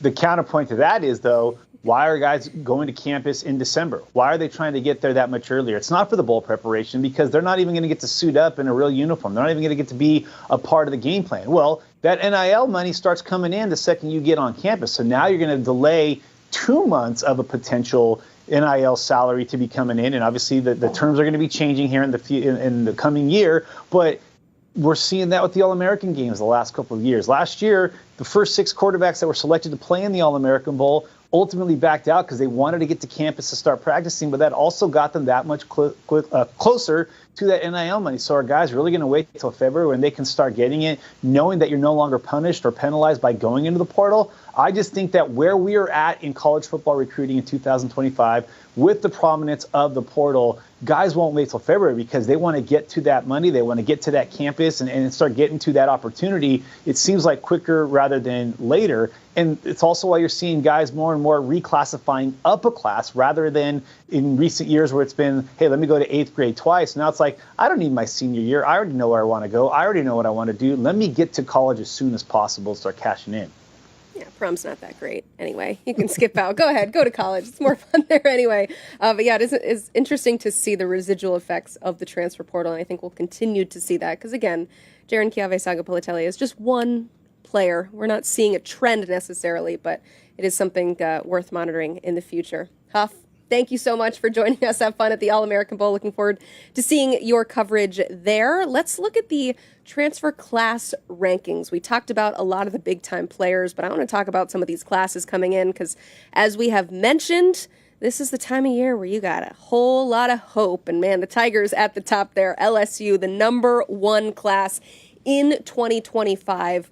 They've got nothing but hope about the future. So for that, we bring in our friend Bryce Kuhn from Go 24/7 to talk a little bit more about this transfer portal haul. Bryce, first off, what impresses you most about this group for the Tigers?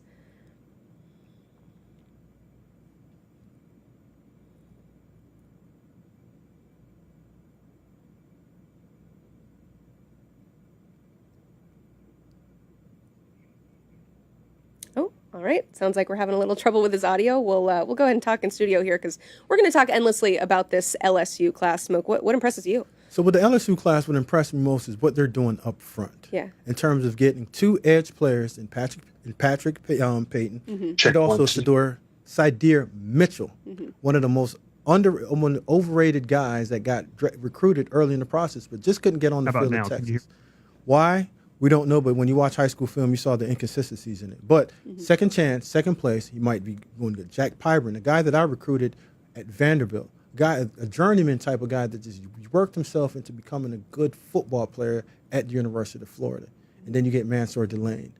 It's a guy that wants to come in, work, but he has the edge pressure to get him to that next level, because once that quarterback speeds up the process, you don't have to cover that long. And there's a lot of errant throws. Tips and overthrows get you to the pros. Yeah. So what they've done up front and matching what they need to do to make that next step, instead of being that second-tier SEC team, to get into the Georgia program team. And what you saw last year with Ole Miss, investing in their guys up front, but also getting Trey Amos and Ole Miss on the outside to cover those guys up. Yeah. All right, we're going to go ahead and do a take two and hopefully bring in Bryce Koon, because I want to get his perspective. Obviously, from a national perspective, Bryce, a lot of people are really excited about the talent and the highly rated talent that LSU has coming in. But from a local perspective, where you are, what should excite Tigers fans most about this group?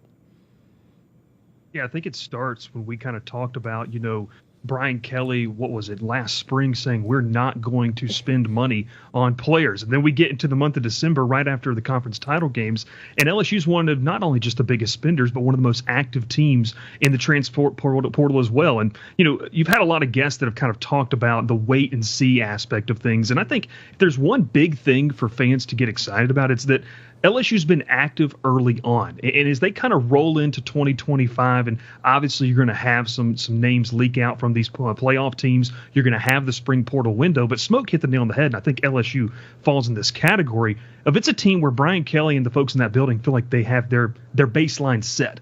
Now, they can go add around the edges. They can go maybe if a big name enters the portal that we're not seeing right now, they can go do that. But if they were to suit up, getting ready to play a game maybe in the next couple of weeks, I think this group would feel good about the names they have on that roster. Now, obviously, you have to see when the games start really what is the true value of what you've got, but just the ability to be active. I mean, the edge rushers, Patrick Payton, Jack Pyburn, those two guys. You look at the interior of the offensive line. I mean, they were able to kind of bolster some of those names. They're going to try to offset the losses of Emory Jones and Will Campbell, but I think the biggest thing walking away from kind of the early portal window is they were active early on, they were aggressive, and they kind of feel good about where on paper this roster stands.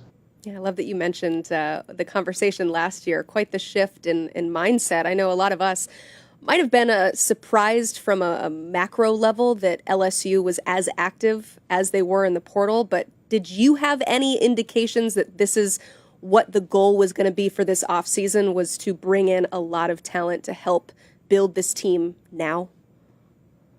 Yeah, I think it's kind of a twofold answer. We go back to the second to last game of the year during one of the media availabilities, and Brian Kelly said leading up to that Vanderbilt game that they would be aggressive in the portal. And I think a lot of fans kind of took that with a grain of salt, wondering what does that truly mean? Does it mean they're going to be big spenders? Does it mean that when we come on 24/7 Sports, we're going to be looking at a number one class currently? But then talking with just some people inside and around that building, people, in and around the collective, there was an aggressive push with some new members kind of making sure things are organized so that when the portal window officially opened, they would be ready for it. And obviously, you can see with that haul that they have, they were aggressive. They went and got out needs, in the defensive back room where it was desperately needed as they try to remake that thing under Corey Raymond. So I think when you just kind of look overall, both publicly, Brian Kelly spoke to that. Hey, we're going to be aggressive, but they've kind of put their money where their mouth is. And look, I said earlier in the previous question, will it pay off? Well, that's what 2025 season, and we'll have to see what happens. But I think in terms of what you have on paper, the Tiger fans and I think the media, they have to say, well, you know what? He said he was going to do it publicly. You tap into some sources, they thought they would do it. And right now the proof is in that number one ranked class. Yes, and as we know, fans are going to say, well, they tried. If it doesn't work out, it's at least they tried. No, Bryce, before we let you go real quick, are they done, do you believe?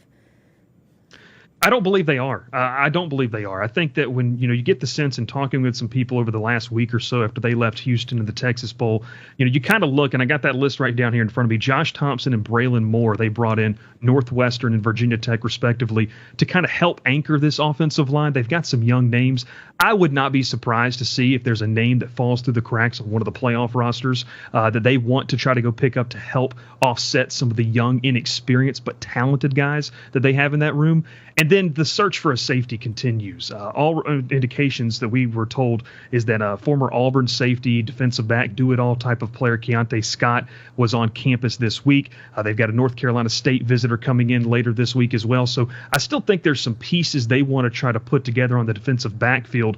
But Mansour Delane was brought in early on. He's kind of a Swiss Army knife. I think Corey Raymond wouldn't mind adding one piece in the back end. And then offensive line, if there's a name that fits what they want to do, a specific name, then it'd be interesting to see what they're willing to go in terms of price tag and just in terms of scheme and fit as well.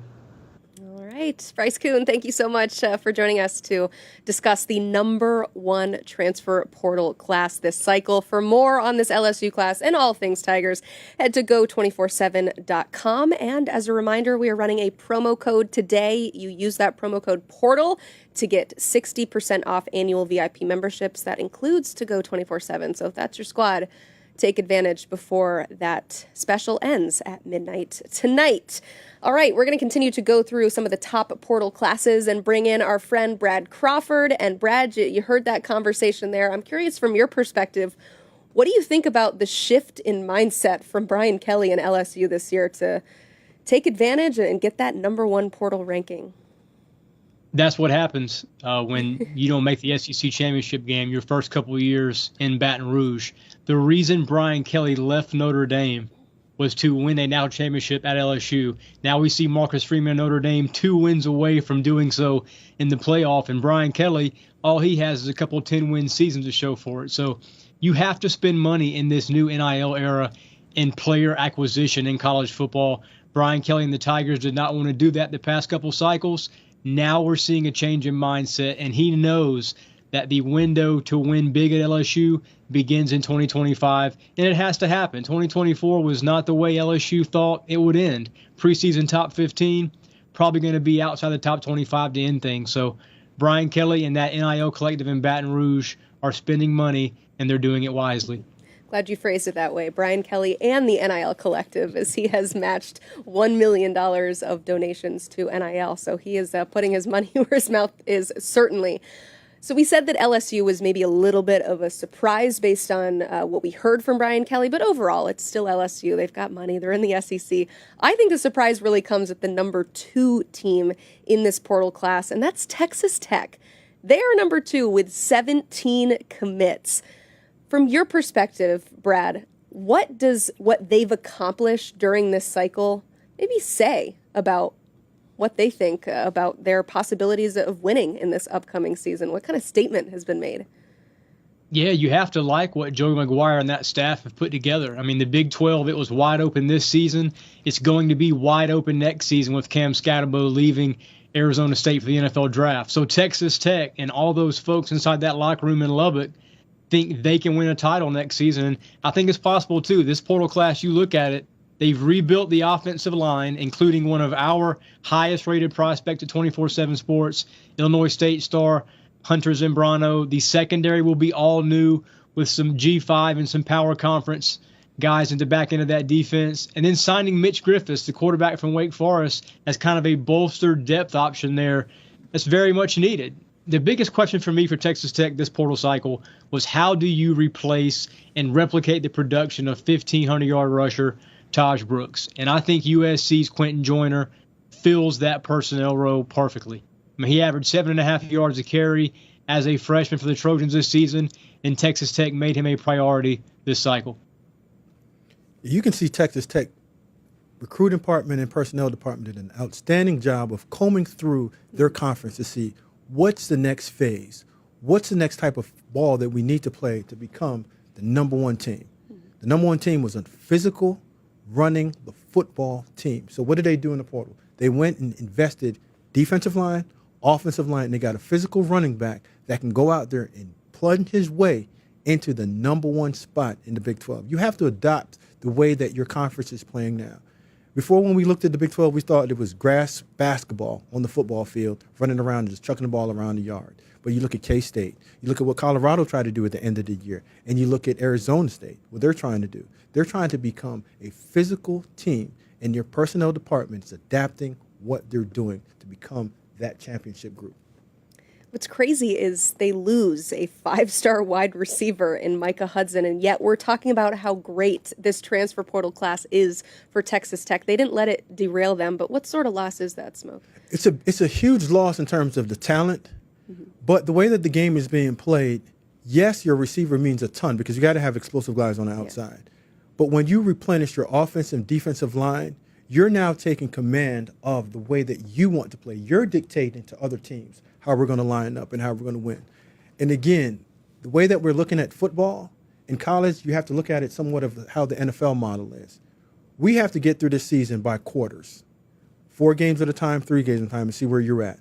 But by the end of the year, you're trying to become the most healthiest and the most physical team that you can possibly be to go on that run to win a national championship. And who's to say Micah Hudson was even the right fit for that program under Joey McGuire? I mean, I know he arrived on campus last spring with a bunch of hype as one of our top wide receivers in that 2024 recruiting cycle, but he had minimal numbers this year, and he was able to redshirt. So Micah now going to, another power conference program, maybe he lands on his feet, and Texas Tech might be better off even without a 5-star. So I think Joey McGuire has a plan put in place, as Smoke said. And Emily, I think Texas Tech will be one of those teams that shows forward progression in 2025. Just 8 catches for him. But while we're talking about maybe not the right fit at Texas Tech, maybe he's the right fit at Texas A&M, which is where he ends up transferring to. But overall, Texas A&M, I think the theme of what they've added this year has been wide receiver talent, because they also add Casey Concepcion from NC State. So Brad, what do you think about the number 5 transfer portal class in the country, the Aggies? Yeah, there's not a program in this cycle, in my opinion, Emily, that has beefed up its wideout room like the Aggies. Like you mentioned, Concepcion from Raleigh, about an hour from me at NC State, Micah Hudson, Texas Tech. Then you got Mario Craver, underrated guy from Mississippi State, who was a darn good slot player for the Bulldogs. So you got Marcel Reed returning as their QB1, and now he sees elite targets around him in the passing game. Mike Elko also was able to convince UAB quarterback Jacob Zeno to come over and kind of back up Reed as the emergency number 2 option. And they've also received 3 commitments from Power 4 edge rushers. So Mike Elko last cycle had 24 transfers ahead of his first season, and he wound up getting 1 win short of reaching the SEC championship game. So philosophically speaking, I don't think any of us can question what Mike Elko is doing, building that roster ahead of year 2 in College Station. Yeah, Coach Elko knows that you got to score points in the SEC to win the game. Those games of playing 17-10 or 24-14, them days are over. And when you have a quarterback like Marcel Reed, you have to go all in. I think that's what we just spoke about LSU. That's what LSU is doing again in terms of going all in with their receivers, because they have a quarterback that can play. So when you have a quarterback that can push the ball downfield and a dynamic playmaker when plays break down, you have to give them options in order to get the best out of them. And again, we talked about it. The best thing for a defensive back is always to have good receivers and a good quarterback play in order to get you better during practice. So when you go to the game, you're ready to go because you played against the 2 best receivers potentially in the SEC in terms of tandems. Yes, the teams we talked about are very clearly stock-up teams when we talk about what they were able to do in this offseason. But one team I'm curious where you guys fall on this is Florida State, because they're a team that had so much success 2 years ago. Not a lot of success. I think 2 wins is something that I can say is not a lot of success this year. But we know Mike Norvell loves to use the transfer portal, and so potentially he's altered his philosophy. He's doing something different. I don't know. Either way, when you evaluate what the Seminoles have done in this offseason, Brad, I'll start with you. Is this a stock-up team or a stock-down team? Can we call the stock price dead even right now? That's fine too. I think it's I think it's normal to have skepticism of the Noles because of what happened on the field this season and the evaluation process as a whole. Last year's portal class did not work out after coming off that ACC championship undefeated regular season. 2 years ago, the portal class was great with Keon Coleman and some of those guys. On paper, this is a top 5 group, but is it going to translate to wins in Tallahassee? That's kind of a wait and see. We saw Boston College transfer quarterback Thomas Castellano sign with FSU. He's probably going to be the new starter there. They upgraded their wideout room. Deuce Robinson from USC, Squirrel Wright from Tennessee. These are great additions, but like I said, I mean, are these impact guys who are going to take you from 2 wins, back to 9 or 10, capable of being in that playoff conversation? I will say this, Emily, Mike Norvell cannot afford for this portal class to miss like that last one did in Tallahassee. I'm going to stay sock up. Okay. Just because what they did in terms of the offensive line, going down the street and getting Gunnar Hansen from Vanderbilt, going to Ole Miss and getting Micah, just to go up and shore up the offensive line. And the way that we look at it, he has one of the best play callers with Gus. Gus, to me, can get you 3 to 4 wins by himself just because of the way that he can call the game. And then, again, you have another head coach that you can bounce ideas off of. So not only did they win in the transfer portal with players, I think he went out and got better with the offensive coordinator in order to call the game that he wants to play and the talent that he has, how to use it. Because, again, Thomas Castellanos with Gus Malzahn, I think, can be impact success. And then you have Squirrel White, the guy that's going to be your gadget guy, just to get the ball in his hands. Dynamic enough playmaker in open field. Just get the ball in his hands and figure it out. But using him as a receiver, I don't see that. And then you have Deuce Robinson, the big boy, in the red zone. Just throw the ball up to him and get it done. So when you look at it, they've hit the same way that they did a few years ago when they got Keon Coleman and they got Jordan, the quarterback that can run around and do different things. And then they invested in the offense and defensive line. So it's not necessarily the splash players that you often wonder about and see how great they're going to be, because you have to get good team-building guys within this process, because the splash players are typically the selfish ones that when things start going bad, yeah, they're out the door first. Mm-hmm. Yeah, if you look at numbers, I mean, they have 23 players who transferred away, 16 coming in. But if you dig a little bit deeper, it wasn't like they lost a ton of talent. 2 full-time starters. We've mentioned Patrick Payton multiple times on this show. Marvin Jones Jr. You got Marvin Jones Jr. is the other one. But outside of that, and if you only win 2 games, maybe you need some shuffling when it comes to the roster. And they're in the ACC again. Yeah. That's one of the quickest ways to get into the playoffs, is get into the ACC. Honestly, be in that conference. Just be in a conference. Yeah. SMU and Clemson played in the championship game. Them, yeah. So you're just really one cycle away of getting the right players. And I think if you build again, and I know it's going to sound crazy, but to the sound mind, the awesome offensive line and depth players, they got 3. You need 4 offensive linemen to play in college football that are starters. Because when your backup goes out as an offensive lineman, you got to treat it just like your backup quarterback. They have to come in and don't fall off, but pick right back up where you left off at so you can operate the same way that you were before. They did add some talent on the offensive line, guys who have started elsewhere, so that will certainly help. When we're talking about the ACC as a whole, there could be a new power coming in with Bill Belichick at North Carolina. We were all so curious, Brad, to see what would happen in this transfer portal cycle. And we've heard the rumblings, the stories. We had Matt Zenitz on earlier talk about the full court press that they've had on John Mateer, trying to bring him in, having Tom Brady and Gronk and Bailey Zappi FaceTime him. That did not work. But overall, what do we view as far as what Bill Belichick has accomplished so far at North Carolina in his first offseason in college football? Yeah, I don't know about y'all, but I'm still waiting on this big, single, splashy portal acquisition from Bill Belichick. He's supposed to be the recruiting whisperer, right? I mean, he's got been on money, campus, too. Right. I mean, from NIL efforts at Tar Heels, reportedly inside Carolina, from $4.5 million to $5 million last year to almost 20 now. So the people in Chapel Hill have the money to buy big name guys in the portal. Maybe it happens after the playoff. Maybe one of these draft eligible quarterbacks winds up in Chapel Hill.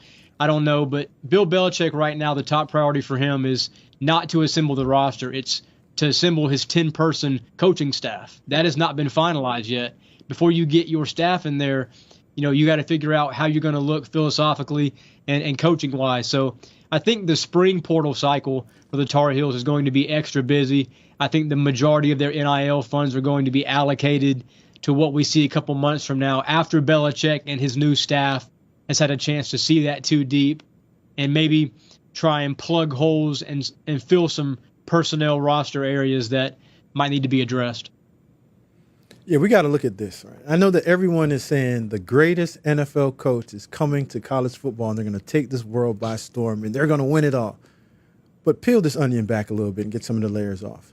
What Bill Belichick are we getting?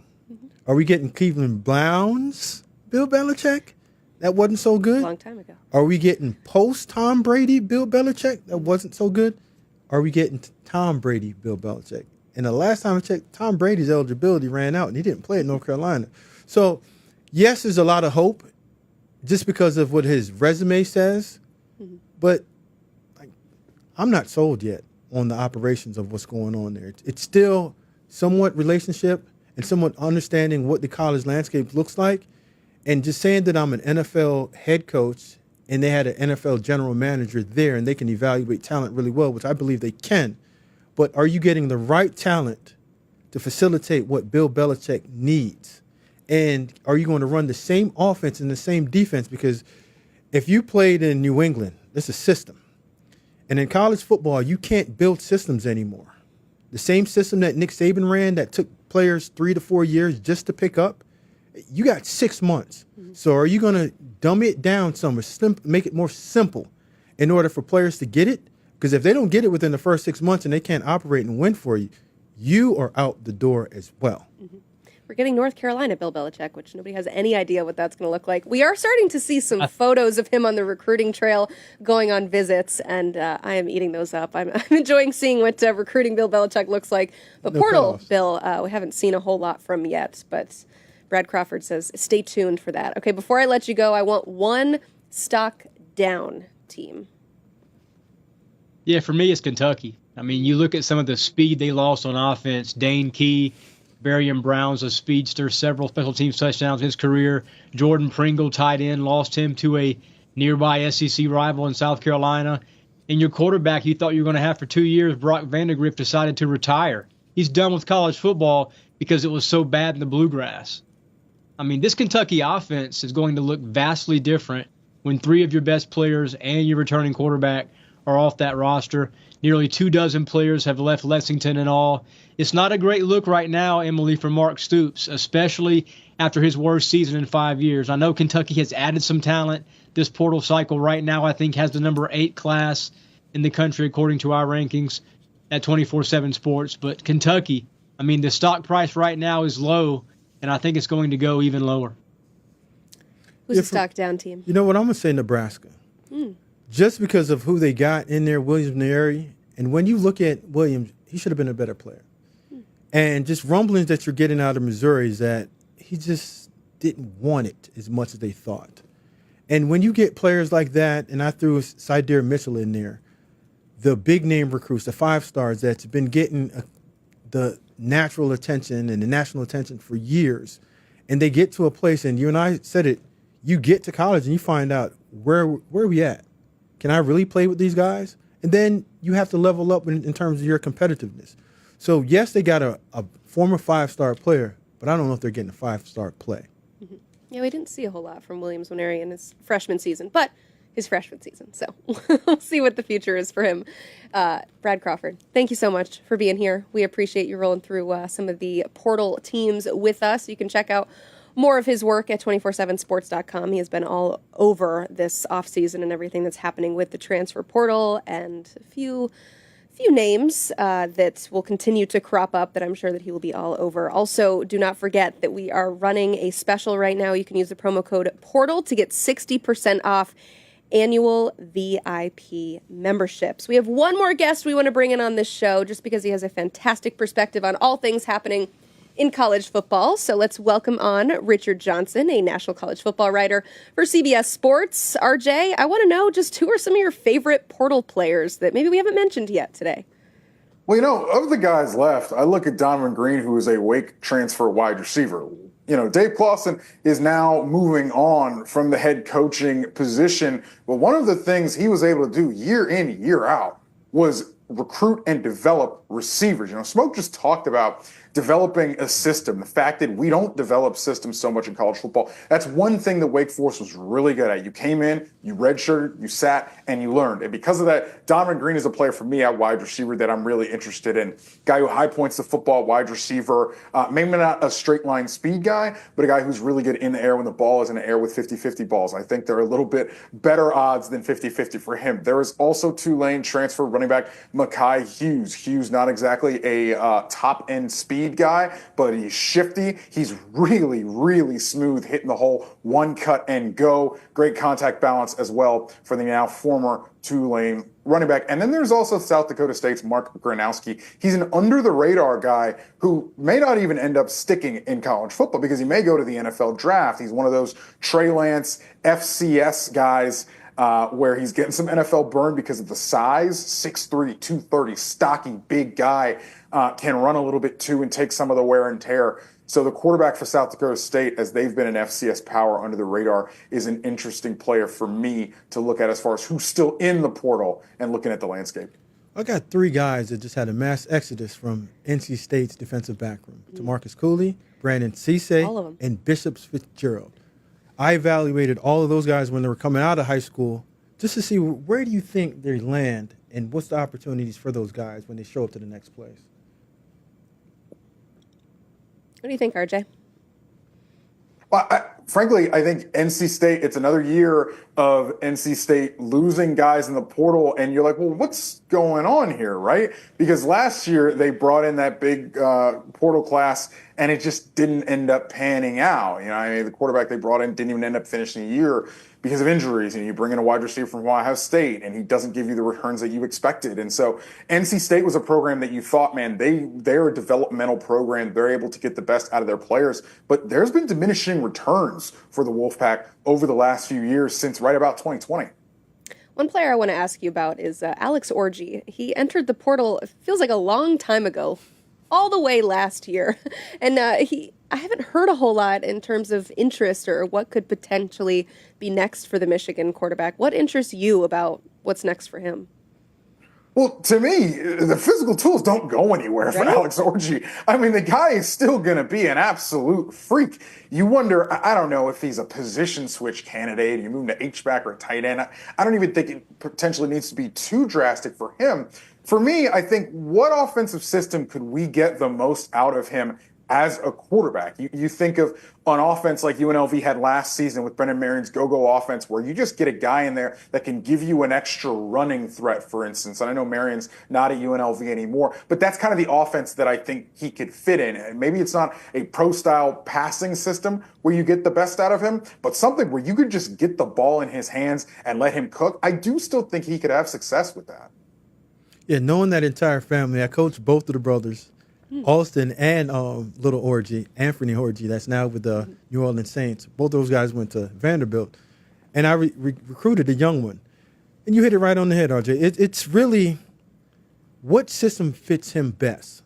But what I do know about that family, education is first. So whatever school that gets him, it got to be one of those Dukes, Georgia Tech, or it might be Vanderbilt. Wouldn't be a bad fit coming in and sitting behind Diego for a year and figuring yourself out how you play within that system.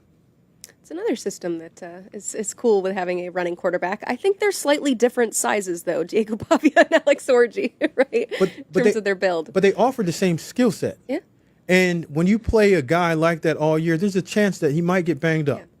And you have to go into a system in college football with two. Mm-hmm. Because if you're only going with one, you're just one play away from this whole thing going upside down in a heartbeat.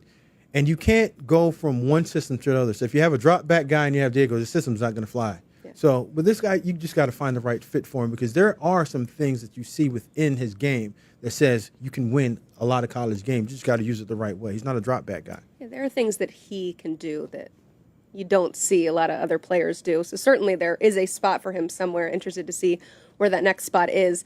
RJ, a big reason that we're bringing you on at the end of the show is because we want you to fix the portal for us. So do you have any ideas of how to make this a little less chaotic? Emily, I don't usually give away the good ideas for free, and I don't know if you got enough money to pay me to fix this system in general. Well, but give us the cheap say stuff. This. Whatever we can afford. I will say this. The real issue with the portal system is the fact that it's still, I don't want to say shackled, but it's still attached to the academic calendar. Remember, all these guys have to find landing spots before semesters start at their respective schools if they want to play in spring practice. And obviously, playing in spring practice is huge for these guys because you get a jump on learning the system, on playing with your teammates, on working out, and all that sort of stuff. I don't know if there could be something that we carve out where, and I'm sure it would have to be in more than football, but where you could delay their start and you could start a little bit closer to the middle of the semester. If that were able to happen, then you could kick this portal window a little bit deeper into January. And so you don't have all the craziness with both coaching changes, high school recruiting, and portal recruiting all happening at the same time in December. It makes absolutely no sense. In a perfect world, you use December for your coaching tumult and you chop and change and the coaches move. And then in January, you do your player movement. And yeah, that probably might also include moving the early signing day for high school players back to its sort of traditional home in mid-February. You know, you'd love to be able to do all of this player evaluation stuff in January when the new staffs come in and they get a chance to get their feet under them in their new place in December. And then you do all your evaluations and your visits in January and you sign everybody in mid-February. But again, that's going to have to go back to what are we going to do about the academic calendar? I don't want to underplay education's influence and education's place in college football. But as we move to more of a pseudo-professional landscape with rev share and proper contracts coming in, you just have to be adults about what this is. We are moving more toward a professional model every single day. But there are still things that do not lend itself to a professional model. And it's this dichotomy with needing to be attached to the semester schedule and the academic schedule. Yeah, I don't think it's timing, because you're not going to change the timing of it. And the education process of it, sad. It's sorry to say, but toss it out the window. Because these kids don't care about the education piece either. Parents don't care about it either. The agents that are trying to get the NIL money is not really responsible for what that education piece But what looks RJ's like. saying is you have to take it into consideration. Can you totally just ignore it? I think you have to. Because what are you going to do? The APR is going out the window. But I think it's not timing. I think it's how. For me on the personnel side is how are we allowing these kids to get into the portal? Can we now say you can only get in the portal 2 times. On your 3rd try, you have to sit out a year. I think that might help you out just because now you know at least you'll have a player for the minimum of a year and a half, maybe 2. So now you can set your roster. But if you're looking at it, it's like every single semester, I have to be worried of who's leaving, who can I keep, and how am I going to get the next best one. So the timing of it for me, like I don't think we're ever going to fix that problem. The education part of it, I think these kids are telling you exactly what they feel about education. If you're willing to leave $200,000 to $300,000 of education on the ground right there and walk away not knowing where you go, they're telling you exactly what it is. So for me, since you want to make it about transaction and money, let's bring it to it. You can't go anywhere once you sign this 2-year deal with me. And once you do sign this 2-year deal with me, there's a 50% buyout. So now we can at least keep them in school for a percentage of the time. That will now help your education piece out and have these kids somewhat get closer to their graduation rate. I do think Smoke brings up a point there. When guys move on, I also think we need to have some system where in European soccer, they call them transfer fees, right? Small club, small team grows a player, and then the big team, the Manchester Uniteds, the Real Madrids, come in and then they buy the player. Well, you got to pay a fee to that small club. If Alabama wants to go get a guy from UAB, you should pay a fee to UAB. You should buy that player out. You should have a transfer fee element so that UAB is compensated, so that these FCS schools and these G5 schools are compensated for being effectively the farm systems for the Texases and the Ohio States and the Michigans and the Oregons. I love that idea. I'm sure that G5 teams absolutely love that. Give them something for having to replenish their rosters every single year. But I think that was advice well worth our money, RJ, especially if you're going to be the one talking to the National Board of Education to try and change that system. I want to touch a little bit more on what Smoke was saying in terms of, I think you both are adding separate ideas, one on the calendar and one on retention and try to keeping the players where they are. So what ideas do you have, RJ, as far as how to not have free agency constantly happening every single year with these players?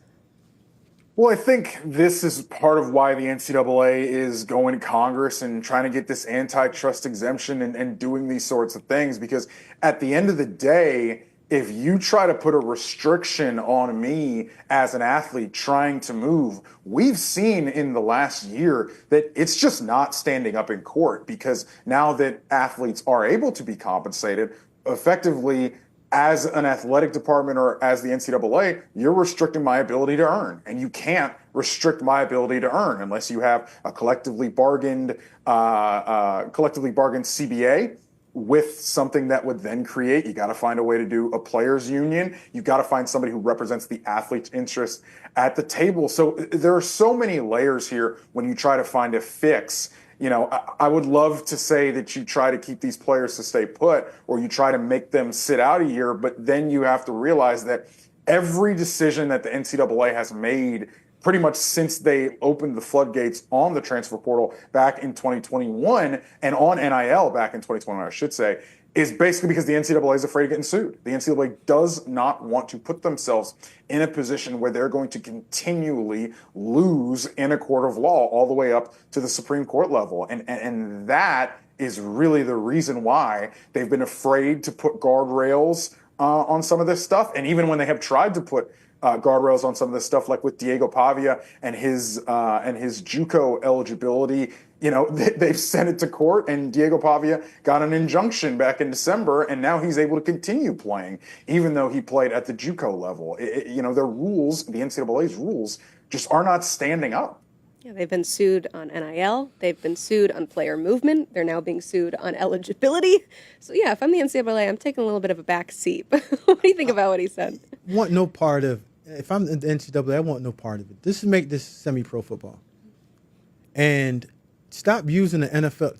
Stop trying to use the NFL model in terms of free agency is what's going on right now, because it's not even close. Mm-hmm. And what I mean by that is, at least when you get drafted, you know that you either have 4 to 5 years at one spot, and each pro department has an opportunity to properly evaluate you and to put you in place in terms of where you land in free agency. Mm-hmm.